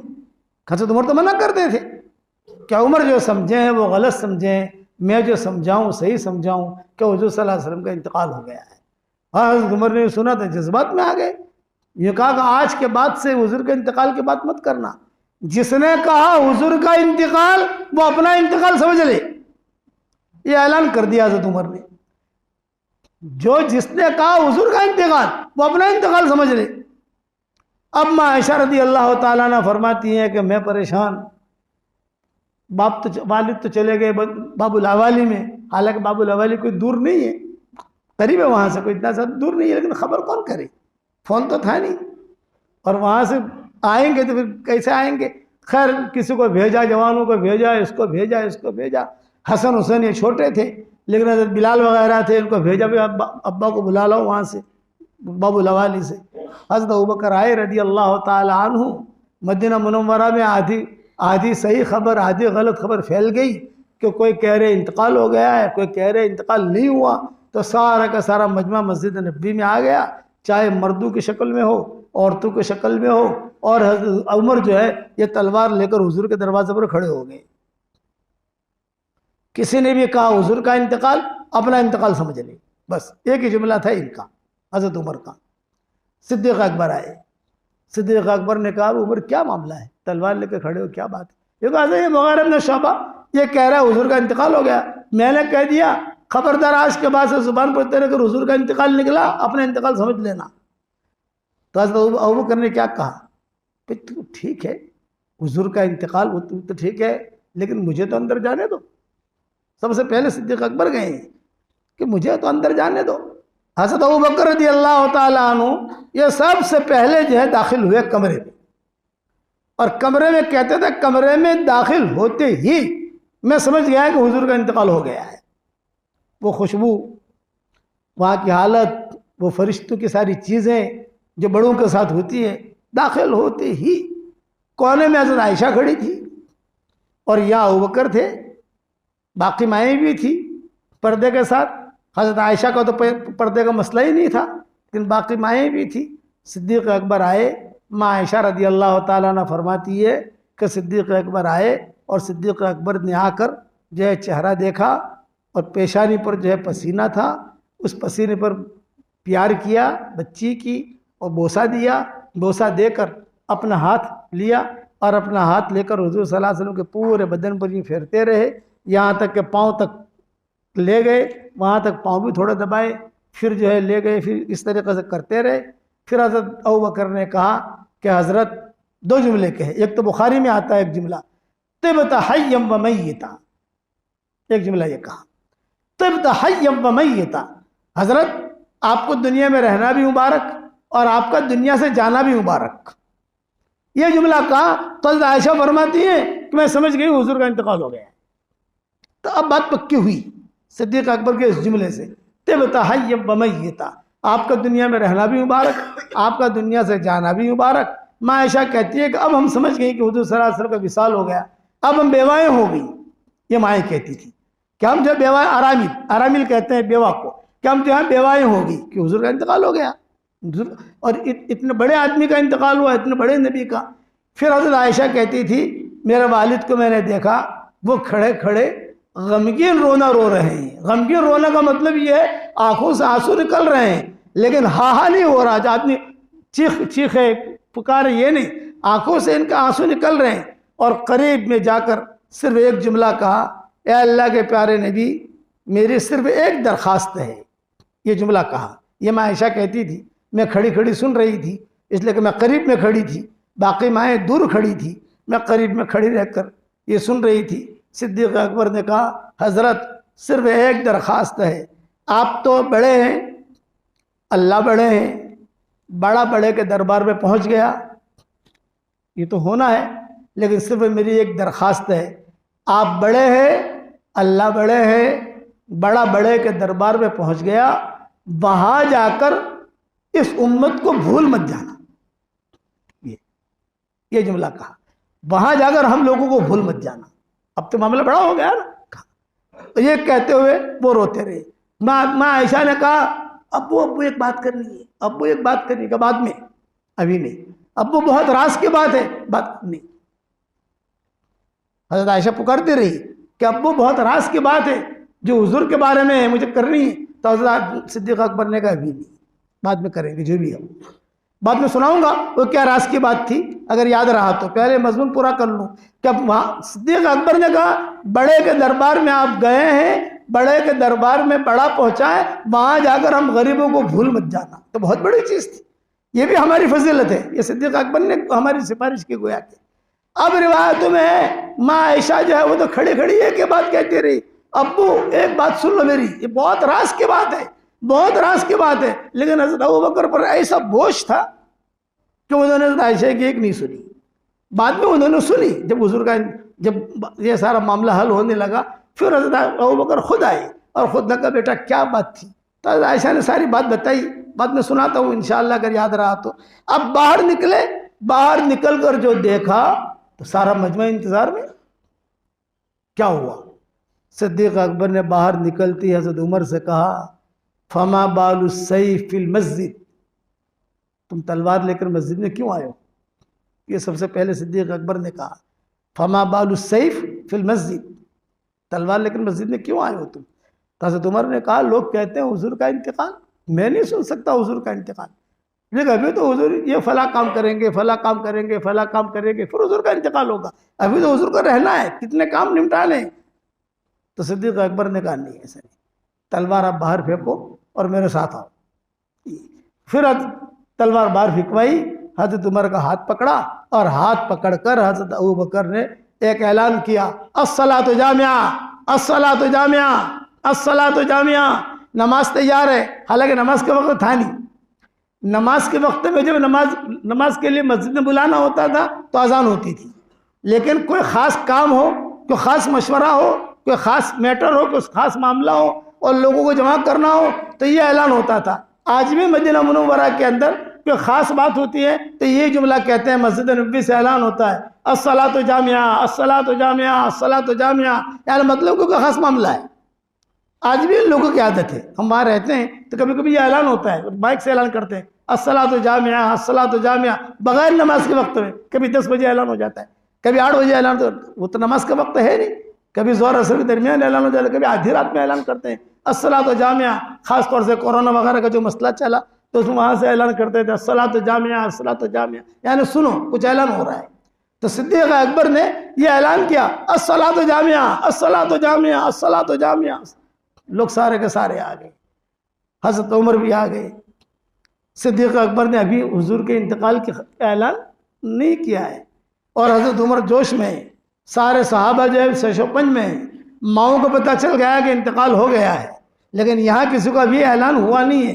कानूनी तौर पर ऐलान होना चाहिए ना, कानूनी तौर पर ऐलान का क्या मतलब, हुकूमत लेवल पर आदमी ऐलान करे, बड़े ये लोग हैं, कानूनी तौर पर ऐलान करना चाहिए। किसी ने ऐलान बैठा, हज़रत अबू बकर सामने बैठे, हज़रत उमर भी सामने बैठे, हज़रत अली भी सामने बैठे। हज़रत अली तो थे नहीं, हज़रत अली बाहर थे किसी काम में, इसलिए कि वो हुजूर का इंतकाल तो अचानक हुआ, ये भी किसी काम में गए हुए थे। हज़रत उस्मान भी नहीं थे, हज़रत अब्बास भी नहीं थे, ये सब घर के लोग हैं, तो ये लोग थोड़े काम से गए हुए थे, ये लोग बाद में आए। तो फिर हज़रत अबू बकर ने जो खुद मिंबर पर चढ़े और मिंबर पर चढ़कर सिद्दीक अकबर ने कहा कि देखो मैं एक बात कहता हूँ और ये बात कोई मुझे पर वही नहीं आई है, वही वाले तो चले गए, भाई जिन पर वही आती थी वो तो चले गए, लेकिन एक बात कहता हूँ और बात यह कहता हूँ कि हुजूर सल्लल्लाहु अलैहि वसल्लम का इंतकाल हो गया है, ये ऐलान मैं कर रहा हूँ। मैंने देखा जहाँ ये ऐलान किया सिद्दीक अकबर ने हुजूर सल्लल्लाहु अलैहि वसल्लम का इंतकाल हो गया, चीखें निकल गई मस्जिद नबी के अंदर, चीखें निकल गई। और रिवायत किताबों में ये है कि हज़रत उमर तो सुनना चाहते नहीं थे, लेकिन हज़रत उमर, हज़रत सिद्दीक अकबर सामने खामोश रहे। फिर हज़रत अबू बकर रज़ी अल्लाह तआला अन्हु ने फरमाया कि मेरी एक बात याद रखना, अय्युकुम याबुदु मोहम्मद फ़इन्न मोहम्मदन क़द मात व अय्युकुम याबुदुल्लाह अन्नल्लाह हय्युन क़य्यूम ला यमूत। अगर तुम मोहम्मद की इबादत करते थे तो मोहम्मद तो चले गए, और अगर तुम अल्लाह की इबादत करते हो तो अल्लाह हय है, क़य्यूम है, वो मरेगा नहीं। ये कहने के बाद सिद्दीक़ अकबर ने कुरान की आयत पढ़ी, वमा मुहम्मदुन इल्ला रसूल क़द खलत मिन क़ब्लिहि रुसुल अफ़इन माता औ क़ुतिला इन्क़लबतुम अला आक़ाबिकुम व मन यन्क़लिब अला आक़िबैहि फ़लन यदुर्रल्लाह शैआ व सयजज़िल्लाहु शाकिरीन। ये आयत पढ़ी। जब ये आयत पढ़ी, हज़रत उमर हिचकियाँ मार मार कर रोए। हज़रत उमर हिचकियाँ मार मार कर रोए। ये कहते थे कि आवाज़ निकल गई, हालांकि हज़रत उमर की आवाज़ जल्दी निकलती नहीं थी, आवाज़ निकल गई होगा। ये कहा ये आयत हम रोज़ाना पढ़ते हैं, रोज़ाना सुनते हैं, लेकिन आज जो सिद्दीक़ अकबर ने पढ़ी तो ऐसा नाजिल हुआ जैसे अभी जिब्रील लेकर आए। वमा मुहम्मदुन इल्ला रसूल, मोहम्मद कौन है? अल्लाह के भेजे हुए हैं। क़द खलत मिन क़ब्लिहि रुसुल, उनसे पहले बहुत रसूल आए हैं। अफ़इन माता औ क़ुतिला इन्क़लबतुम अला आक़ाबिकुम, अगर मर गए या कत्ल कर दिए गए तो तुम लोग पीछे हटोगे। वमन यन्क़लिब अला आक़िबैहि फ़लन यदुर्रल्लाह शैआ, और जो आदमी पीछे हटेगा अल्लाह का कोई बिगाड़ेगा नहीं। हुज़ूर का इंतकाल हो गया। अब ये जो ऐलान हुआ, इस ऐलान के बाद सिद्दीक़ अकबर की माँ आयशा कहती थी कि सिद्दीक़ अकबर कई दिनों तक सोए नहीं है। एक ही फिक्र, क्या फिक्र? हुजूर ने कहा था मेरी उम्मत का क्या होगा, मेरी उम्मत का क्या होगा, मेरी उम्मत का क्या होगा। ये जुमला इनके कान में गूंजता था सिद्दीक़ अकबर के। मैं एक मरतबा ये मजमून देख रहा था सारा हुजूर सल्लल्लाहु अलैहि वसल्लम के इंतकाल का, तो मैंने कहा यार हालात तो देखो कितने हालात आए। तो मैंने हालात गिनने शुरू किए, number 1, number 2, number 3, number 4, number 5, 25 नामुनासिब हालात आए। कितने भाई? 25। और 25 नामुनासिब हालात में क्या कहा गया? अपने दीन पर जमो, अपने दीन पर जमो, अपने दीन पर जमो। अगर हम कामयाब होना चाहते हैं तो दीन वाला रास्ता ही है कामयाबी का। और अगर आप बुरा ना मानो तो एक बात कहूँ भाई, बुरा तो नहीं मानोगे? अरे भाई बताओ तो सही, हम एक ही बिरादरी के हैं। अब अचानक मेरे दिल में आई तो मैं कह देता हूँ, हमारी बिरादरी,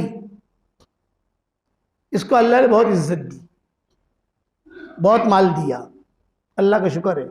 होटलें बन गई, कारोबार बन गए, सब दावत की बरकत से हुआ। मौलाना नज़ीर अहमद साहब रहमतुल्लाह अलैह ने मेहनत की, अल्लाह उनकी कब्र को रोशन करे। फिर जो है हमारे वालिद साहब रहमतुल्लाह अलैह ने मेहनत की, अल्लाह उनकी कब्र को रोशन करे। फिर उसके बाद दूसरे साथी चलते रहे, कई इज्तिमा, कई ये कुछ ना कुछ करते रहे। लेकिन अब जो है बदबू आ रही है हमारी बिरादरी से सूद की। अब ऐसा लग रहा है कि हमारी बिरादरी जवाल पर जा रही है। और बड़ा जहाज जब डूबता है तो एकदम से नहीं डूबता। जो अटलांटिक जहाज होता है ना, बड़ा जहाज जब डूबता है खुदा न खास्ता, तो एकदम से नहीं डूबता, थोड़ा थोड़ा थोड़ा थोड़ा थोड़ा करके दुनिया से वो डूबता है। तो हमारी बिरादरी में, अब मैं गांव में, अपने इलाके में गांव में कभी कभी सफ़र होता है हमारा, बसों में चले गए, मेहता में चले गए, काकोसी चले गए, छापी चले गए, भागल चले गए, जहाँ प्रोग्राम होता है। अब मैंने कहा कि अब हमारी बिरादरी में ये चीज़ दाखिल हो रही है, इसलिए संभालने की बहुत ज़रूरत है। देखो पैसा तो बहुत मिलेगा, ये नहीं है पैसा नहीं मिलेगा ना, लेकिन एक अल्लाह, बस एक ही बात पूरे ये बयान का खुलासा एक ही जुमले में है, इसको खाली दिल में बिठा लेना आप। एक अल्लाह का हुक्म का पूरा करना, सातों ज़मीन और आसमान और उसके ख़जाने हाथ में आ जाएं, उससे ज़्यादा कीमती है।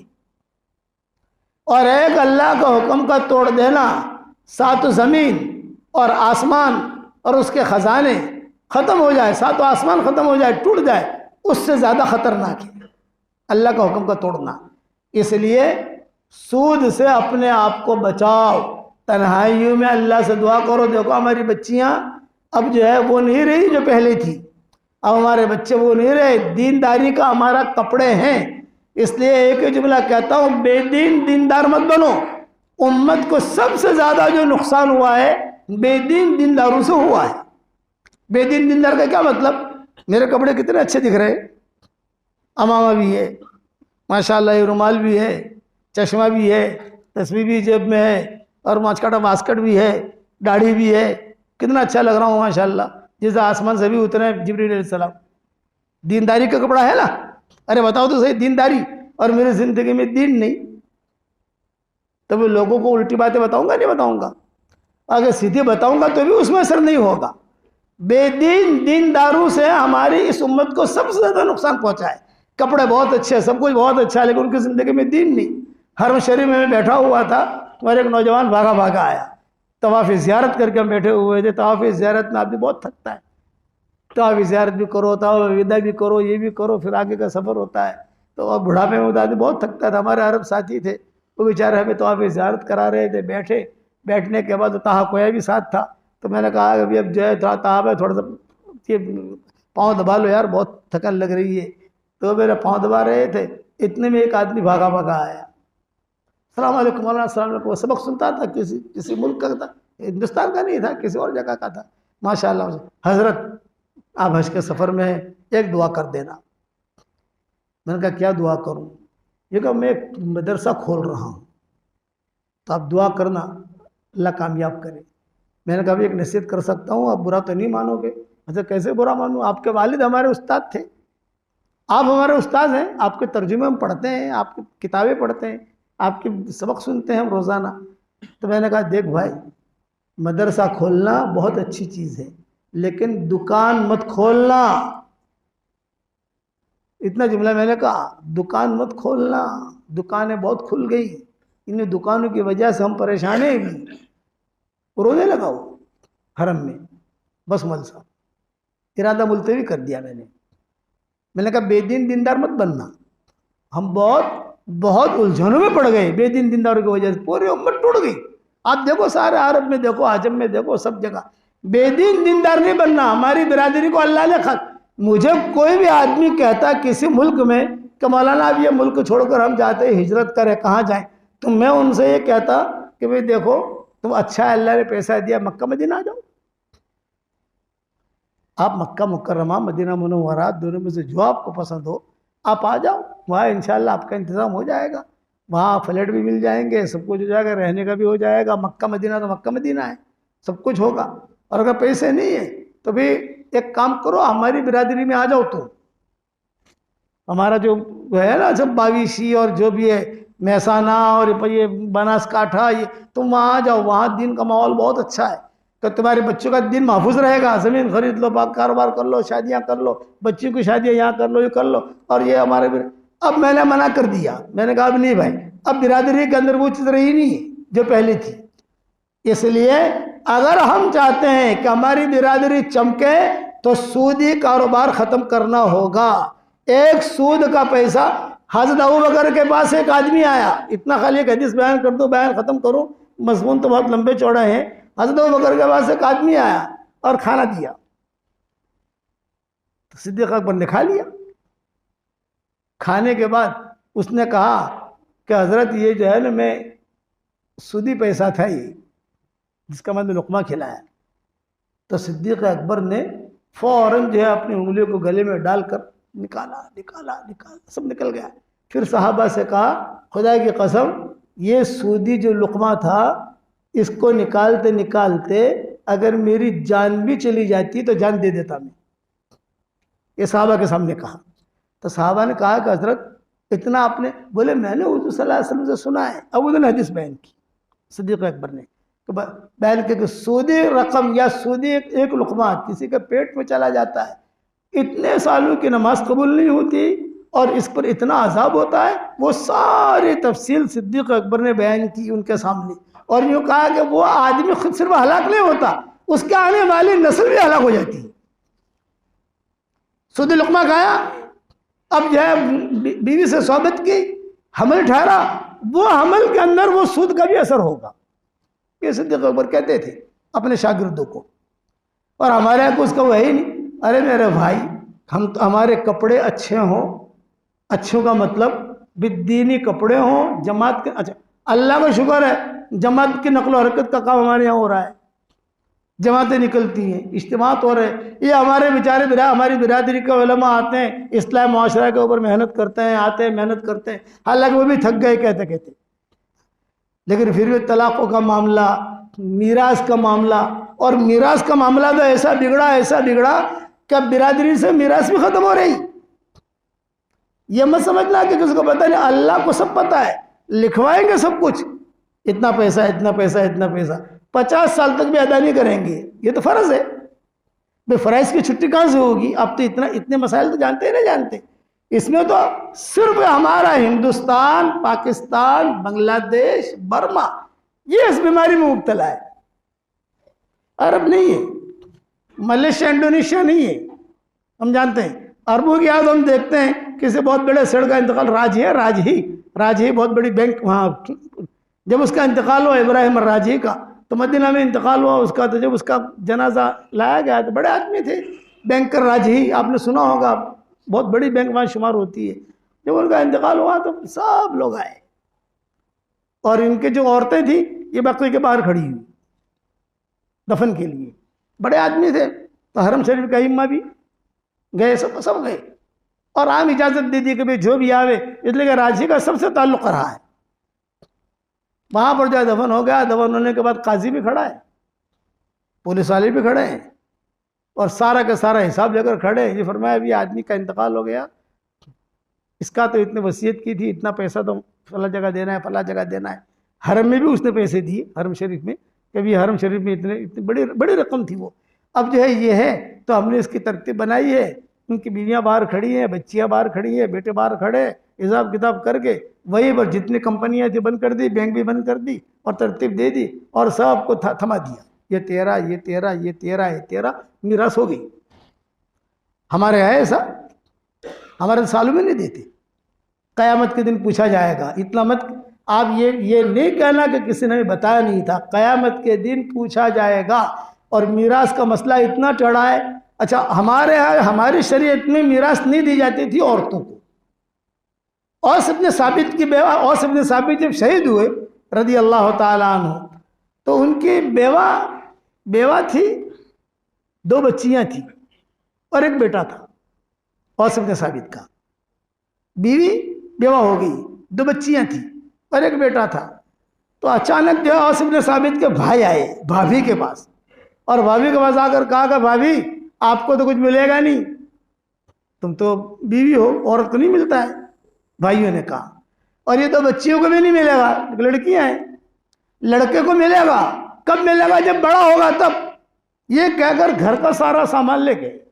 रिवायतों में आता है सब सामान, अरे बेवा अकेली बैठी है, बच्चों के बाद दूध पिलाने के लिए भी कुछ नहीं, बच्चे परेशान, बच्चियां परेशान। इत्तिफाक ऐसा हुआ कि हुजूर सल्लल्लाहु अलैहि वसल्लम का गुजर हुआ। ये औस इब्न साबित की बेवा की वजह से नहीं, अपने किसी काम से। हुजूर ने फरमाया फला जगह जाना है, चलो। तो हुजूर सल्लल्लाहु अलैहि वसल्लम, हज़रत अबू बकर, हज़रत उमर, ये सारा का सारा काफिला उस गली से गुजरने लगा। जब किसी गली से हुजूर सल्लल्लाहु अलैहि वसल्लम गुजरते थे तो ऐलान होता था, जा रसूलुल्लाह, जा रसूलुल्लाह, जा रसूलुल्लाह, जा रसूलुल्लाह। छोटी छोटी बच्चियां होती थी, वो दब बजाती थी, जा हुजूर आए, हुजूर आए। तो बच्चियां भी होती थी, बूढ़े भी होते, एक माहौल बनता था ईद का। तो ये औस इब्न साबित की बेवा ने सुन लिया, अरे ऐलान हो रहा है, जा रसूलुल्लाह, जा रसूलुल्लाह, देखो देखो क्या है। उसने देखा तो वो तो सामने से आ रहे थे। तो औस इब्न साबित की बेवा ने जल्दी जल्दी ये 2 बच्चियां और ये बेटा जो उसके कपड़े वपड़े ठीक ठाक किए, मुंह ठीक ठाक किया, और दरवाजे के बाहर बिठा दिया कि हुजूर यहीं से गुजरेंगे, हुजूर यहीं से गुजरेंगे। जब हुजूर सल्लल्लाहु अलैहि वसल्लम करीब आए तो औस इब्न साबित की बेवा ने कहा, अस्सलाम वालेकुम या रसूल अल्लाह। तो हुजूर खड़े रहे। उमर, ये कहाँ से आवाज़ आ रही है? तो हज़रत उमर ने कहा, इस घर से आ रही है। मन हाउला, कौन है ये बच्चे, कौन है? तो हज़रत उमर ने कहा कि हज़रत ये औस के बच्चे हैं। ओहो, औस जो शहीद हो गए वो, उनके बच्चे। तो उसने फरमाया, कुछ कहना चाहती हो? बीवी तो अंदर थी, बच्चे सामने बैठे हुए थे। उसने प्यार भी किया इन तीनों बच्चों से, बच्चियों से प्यार किया। किताबों में लिखा है, ये बच्चियां जब बड़ी हुई तो इनसे शादी करने के लिए सहाबा जो है कुर्रे डालते थे। क्यों? कि हुजूर ने बचपन में इनको प्यार किया है, सीने से लगाया है, इन बच्चियों को प्यार किया है हुजूर ने, इस बच्चे को प्यार किया है, बहुत बड़ी चीज़ है। तो अब जो है कुछ कहना चाहती हो? तो औस इब्न साबित की बेवा ने कहा कि हज़रत मेरी एक दरख्वास्त है कि कल जो है औस के भाई आए थे और ये उन्होंने तकरीर की मेरे घर में आकर कि भाभी आपको तो कुछ मिलेगा नहीं क्योंकि आप औरत हो, ये तो बच्चियों को भी कुछ नहीं मिलेगा इसलिए कि बच्चियां हैं, बेटे को मिलेगा लेकिन बेटे को कब मिलेगा जब बेटा बड़ा होगा, अभी तो छोटा है। इस ये कहकर मेरे घर का सारा सामान वो ले गए। मैं भी फाके से हूँ, मेरी बच्ची और ये बेटे भी फाके से हैं। सिर्फ एक दरखास्त है कि आप औस के भाइयों को बुलाइए और औस के भाइयों को बुलाकर ये कहिए कि भाई आप सब कुछ ले गए तो कम से कम 2 बच्चियां भी ले जावे, फिर मैं रहूँगी मेरा बेटा रहेगा, हम हमारी जिंदगी गुजार लेंगे। ये 2 बच्चियां भी ले जावे, इनको बड़ा करें, इनको पोसे, इनको बड़ा करें, इनकी परवरिश करें, इनका निकाह कराएं, 2 बच्चों को भी ले जाए। हुजूर ने जब ये सुना तो हुजूर खड़े खड़े रोने लगे वहां, और हुजूर की जुबान से एक जुमला निकला, तेरी बात का जवाब मैं नहीं देता हूं, आसमानों से तेरी बात के जवाब का मुझे इंतजार है। ये जुमला कहा, तेरी बात का जवाब मैं नहीं देता, हालांकि हुजूर दे सकते थे लेकिन नहीं। और दिल ऐसा भरा, दिल ही तो है न संगो खिश्त, दर्द से भरना है क्यों, दिल ही तो है न संगो खिश्त, दर्द से भरना है क्यों, रोएंगे हम 1000 बार, कोई हमें रुलाए क्यों। हुजूर रोते हुए साहबा से कहा, बस हम आगे जाने वाले थे किसी काम से, अब वापस लौटो, कि मेरी उम्मत की औरतों का ये हाल कि मीरास में इनका हिस्सा नहीं।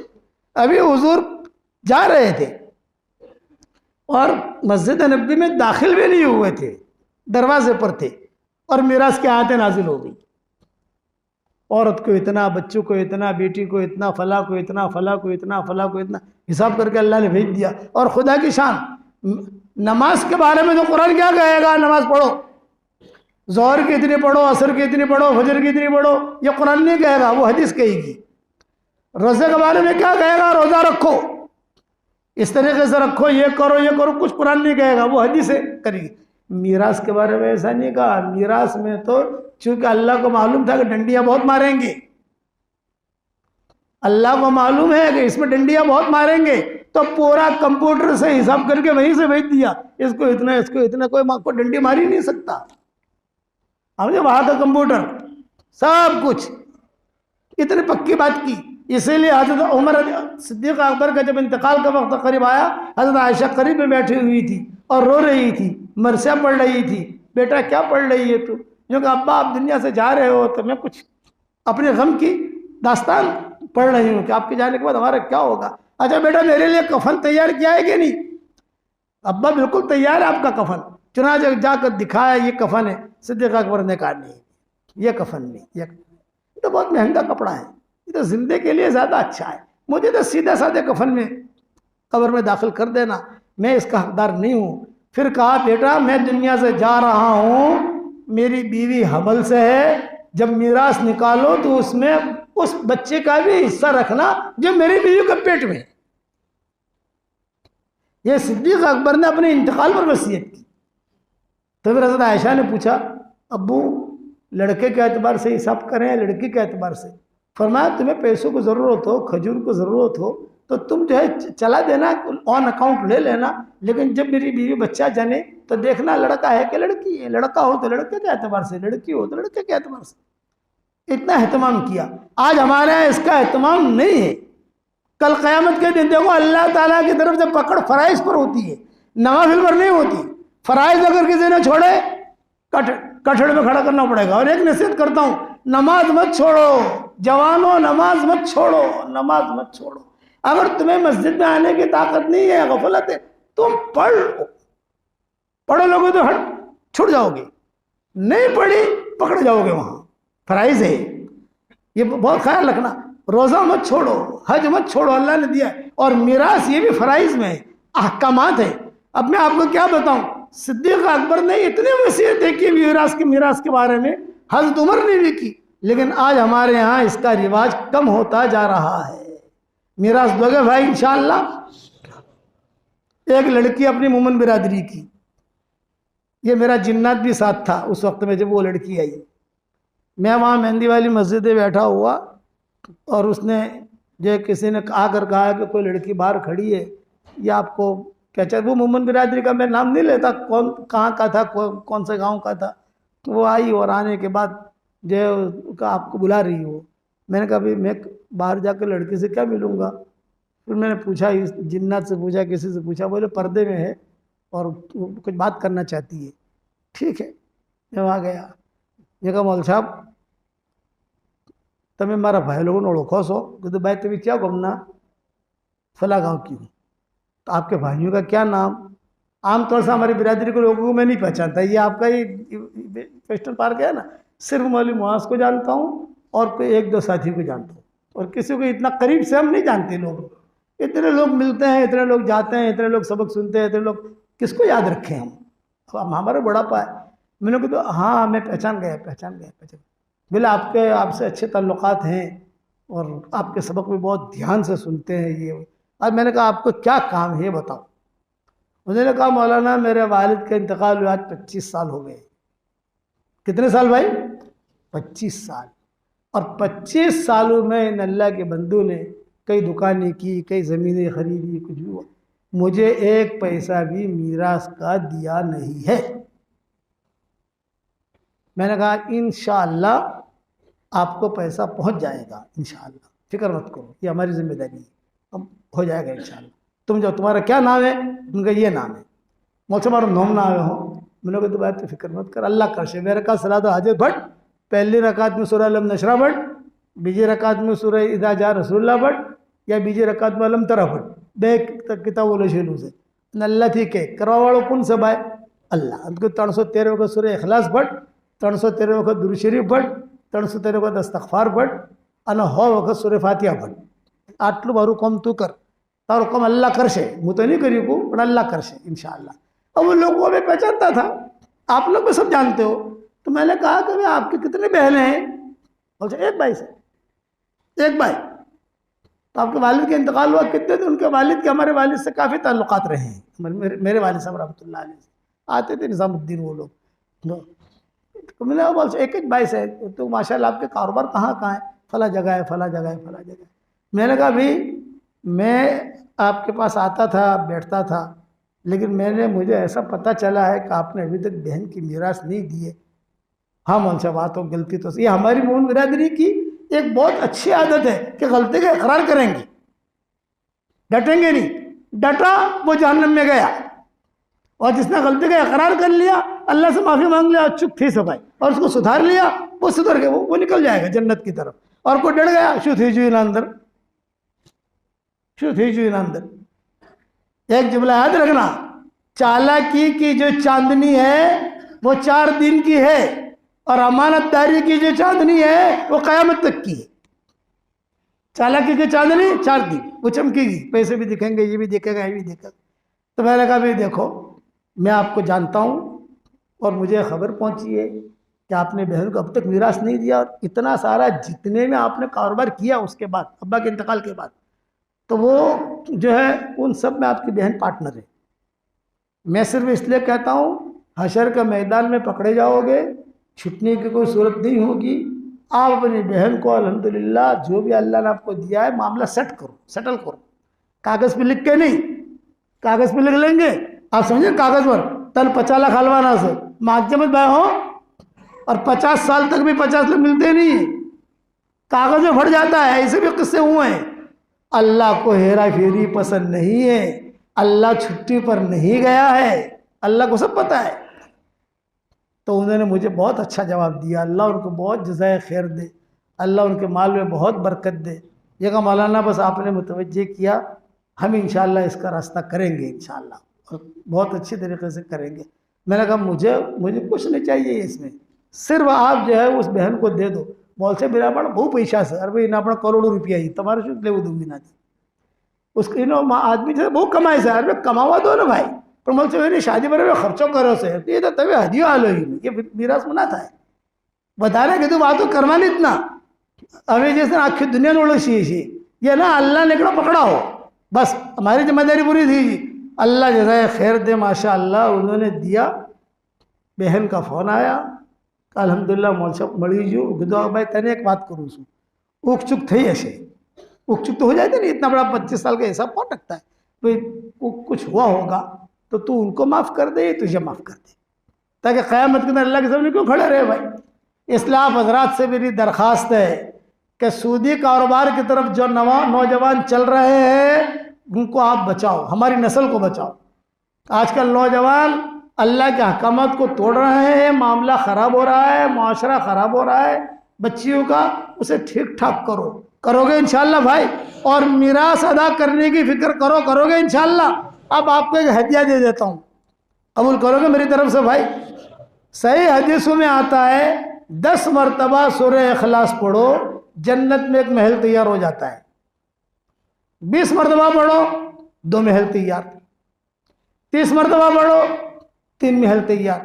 तो आजकल हमारे शागिर्दों को मैं पढ़वाता हूँ 313 मरतबा सूरह इखलास पढ़ो तो जन्नत में रोज़ाना इंशाअल्लाह 31 महल तैयार हो जाएंगी, और कोई इनकम टैक्स वाला आपको फ़ोन नहीं करेगा। दुनिया में एक बंगला बनाओ तो इनकम टैक्स वाले आते नहीं आते, एक प्लॉट लो तो इनकम टैक्स वाले आते नहीं आते। रोज़ाना 31 बंगले बनाओ जन्नत के अंदर, 313 मरतबा सूरह इखलास पढ़ोगे, 31 बंगले जन्नत में इंशाअल्लाह तैयार होंगे, और 104 मरतबा कुरान शरीफ पढ़ने के बराबर अल्लाह सवाब देगा। और कैसे पढ़ना वो आसान करके समझाता हूँ। फजर की नमाज के बाद 65 मरतबा पढ़ लो, जोहर की नमाज के बाद 62 मरतबा पढ़ लो, असर की नमाज के बाद 62 मरतबा पढ़ लो, मगरिब की नमाज के बाद 62 मरतबा पढ़ लो, ईशा की नमाज के बाद 62 मरतबा पढ़ लो, ये 313 हो गया। तो रोज़ाना 31 बंगले बनाओगे इंशाअल्लाह। हमारी एक डॉक्टर नहीं है साउथ अमेरिका में, शिकागो में डॉक्टर ने, गुजरात की, अहमदाबाद की है। जब से मैंने कहना शुरू किया तो उसका मुझे फ़ोन आया, उसने कहा कि हजरत जी मैंने जो है जब से आपने कहा है मैंने सूरह इखलास पढ़ना शुरू किया, 10 लाख मरतबा सूरह इखलास पढ़ा। कितने मरतबा भाई? 10 लाख। तो 5 लाख तो मैंने आपको हदिया कर दिया, 5 लाख मैंने मेरे लिए रखा, मुझे जन्नत में बंगले मिलेंगे। मैंने कहा करोड़ मरतबा कसम खा के कहता हूँ कि जितना 5 लाख मरतबा आपने पढ़ा है अल्लाह ताला उसके एतबार से आपको जन्नत में बंगले देगा। हिसाब किताब लगा लो कितना होता है। मैंने कहा अल्लाह करोड़ मरतबा कसम खा के कहता हूँ कि हदीस सही है इमाम अहमद की। तो उसने कहा मौलवी साहब एक सवाल करूँ, अगर बुरा ना माने। मैंने कहा करो। जो कहा मौलवी साहब इतने सारे बंगले करेंगे क्या कि भाड़ू भाड़ू आपसे के नहीं आए, अब रेंट आएगा कि नहीं रेंट। मैंने कहा गुजराती और पंजाबी, जो गुजराती होते हैं उन्हें भाड़े का फिक्र होता है, और पंजाबी जो होते हैं उनको भी भाड़े का फिक्र होता है। मैंने कहा वहाँ डॉक्टर साहब भाड़ा तो नहीं आएगा। तो मैंने कहा इतने सारे बंगले करेंगे क्या। मैंने कहा आप बंगले बनाए जाओ, जन्नत में हम जब जाएंगे इंशाअल्लाह वहाँ जाके मशवरा कर लेंगे क्या करना है। भाई हम तो शुरा वाले हैं, वहाँ जाकर मशवरा कर लेंगे। आप समझेंगे नहीं भाई, सीधी सीधा हिसाब है। तो आपको ज़रूर मिलेगा, याद रखना। हमारे यहाँ अपना नवाब मस्जिद में हमारा बयान होता था, तो एक लड़की बेचारी आती थी उस वक्त में बुर्के के साथ, जो कहा अब्बू जी मेरी शादी नहीं हो रही है, 28 साल की उम्र हो गई, रिश्ता ही 30 साल की उम्र हो गई, अब मैं जाऊँ। वो बेचारी में 17 साल मैंने वहाँ बयान किया नवाब मस्जिद में। तो हर रमज़ान को आया तो मैंने उसको कहा, मैंने कहा एक वज़ीफ़ा बताओ बेटा तू करेगी। तो अब्बू जी ज़रूर करूँगी। मैंने कहा तू 100 मरतबा सूरह इखलास पढ़। उस वक्त मैं 100 मरतबा पढ़वाता था, अब 313 मरतबा। लोग कहते हैं कि मौलाना आपके तो 100 मरतबा पहले आप ऐलान करते थे, अब 313 मरतबा। मैंने कहा तुमने फ्लैट लिया था कितने में लिया था? 50 लाख में। अब क्या भाव है? 2.5 करोड़। तो मैंने कहा तेरे फ्लैट का भाव बढ़ सकता था, हमारी सूरह इखलास का भाव नहीं बढ़ सकता। तेरा भाव बढ़ सकता था, हमारा ना भाव नहीं बढ़ सकता। उस वक्त मैं 100 कहता था, 100 से शुरू किया, अब 313 पर आया हूँ। लेकिन अल्हम्दुलिल्लाह 313 भी पढ़ रहे हैं लोग, धंधा चल रहा अपना। उसने कहा, मैंने कहा तू 100 मरतबा सूरह इखलास पढ़। और फिर मेरी तस्बीह है, मेरे पास एक तस्बीह थी मेरे हाथ में, तो मैंने उसको कहा कि बेटा ये तस्बीह मेरे हाथ में हमेशा रखता हूँ मेरी। इस तस्बीह का नाम है जानदार, शानदार, मालदार, दीनदार, ईमानदार। 4 नाम थे। डावेल गया मुफ्ती साहब के यहाँ, तो वहाँ तलबा में बयान करके निकल रहा था, तो एक बड़े मियाँ जो पीछे से आए कि आपकी तस्बीह बहुत बरकती है मौलाना, अब एक नाम और बढ़ा दो। मैंने कहा क्या? मैंने ईमानदार। मैंने कहा चल ईमानदार। ये डावेल से मुफ्ती साहब तुम भी थे, मुफ्ती साहब के यहाँ से नाम मिला हमें, तो ईमानदार चलो भी। तो जानदार, शानदार, दीनदार, ईमानदार, मालदार, ये 5 नाम है। मैंने उस लड़के को तस्बीह दी थी। कि बेटा इसके ऊपर तू सूरह इखलास पढ़ती रहना और तेरा रिस्क मांगती रहना।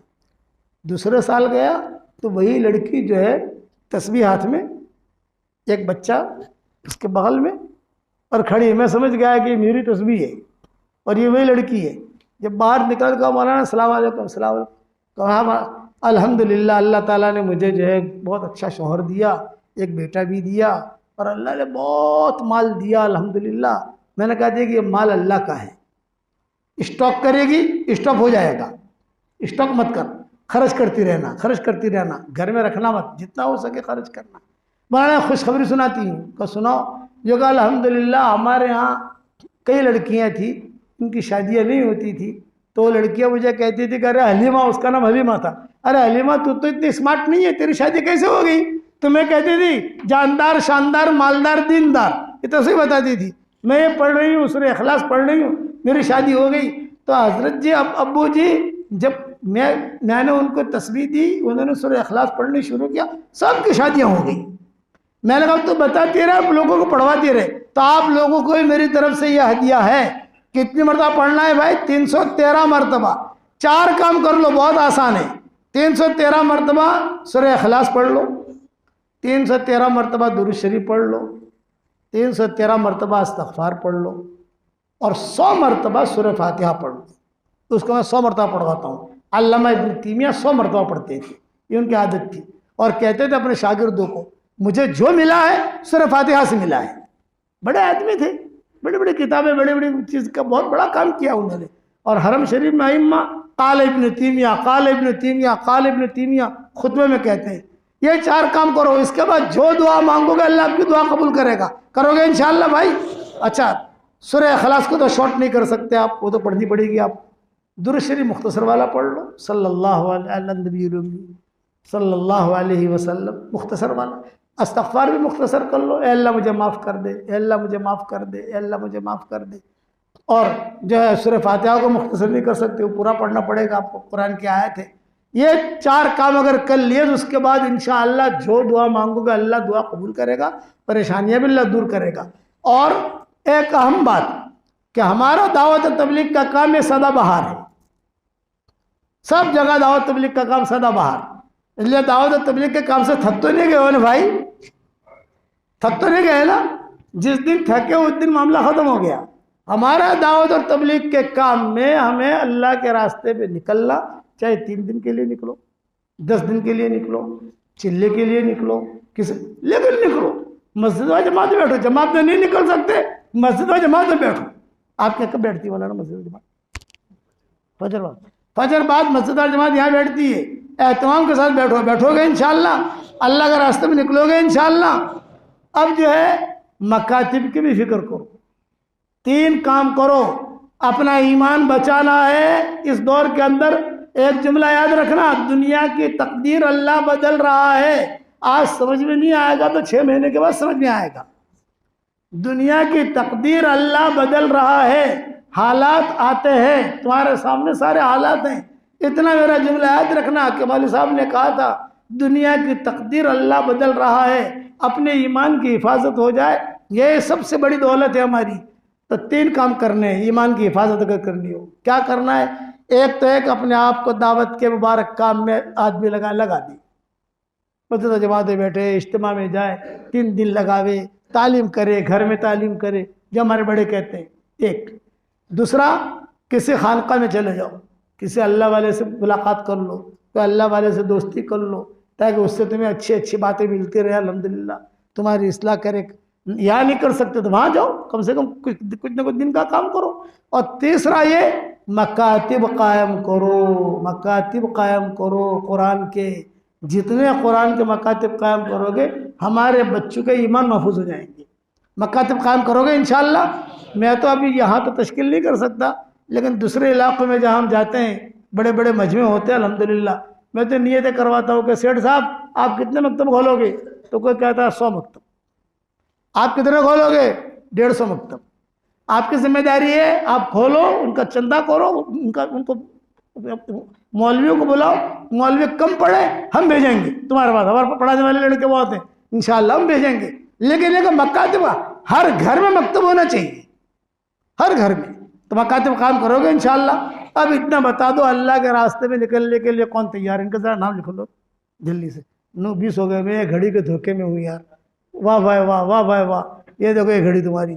मैं कहा कि यार ये देखो, ये देखो, ये मैं पेरिस से कहता आया हूँ।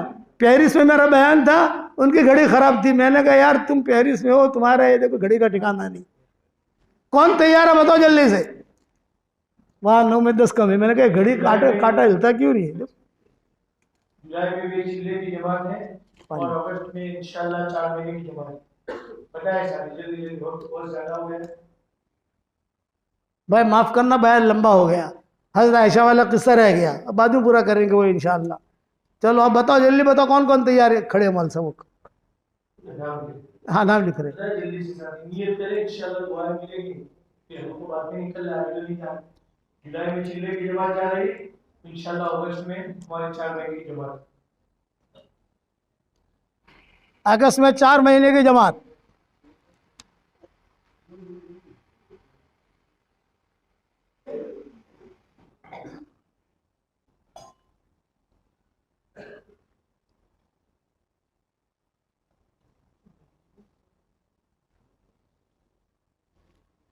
अच्छा, मैं नियत कर लो कि निकलेंगे इंशाल्लाह। मुझे पता नहीं था कि इतना टाइम लंबा हो गया। मुझे तो बस आयशा के किस्सा सुनाना था कि हुज़ूर के इंतकाल पर क्या कह रही थी। वो तो लंबा है किस्सा।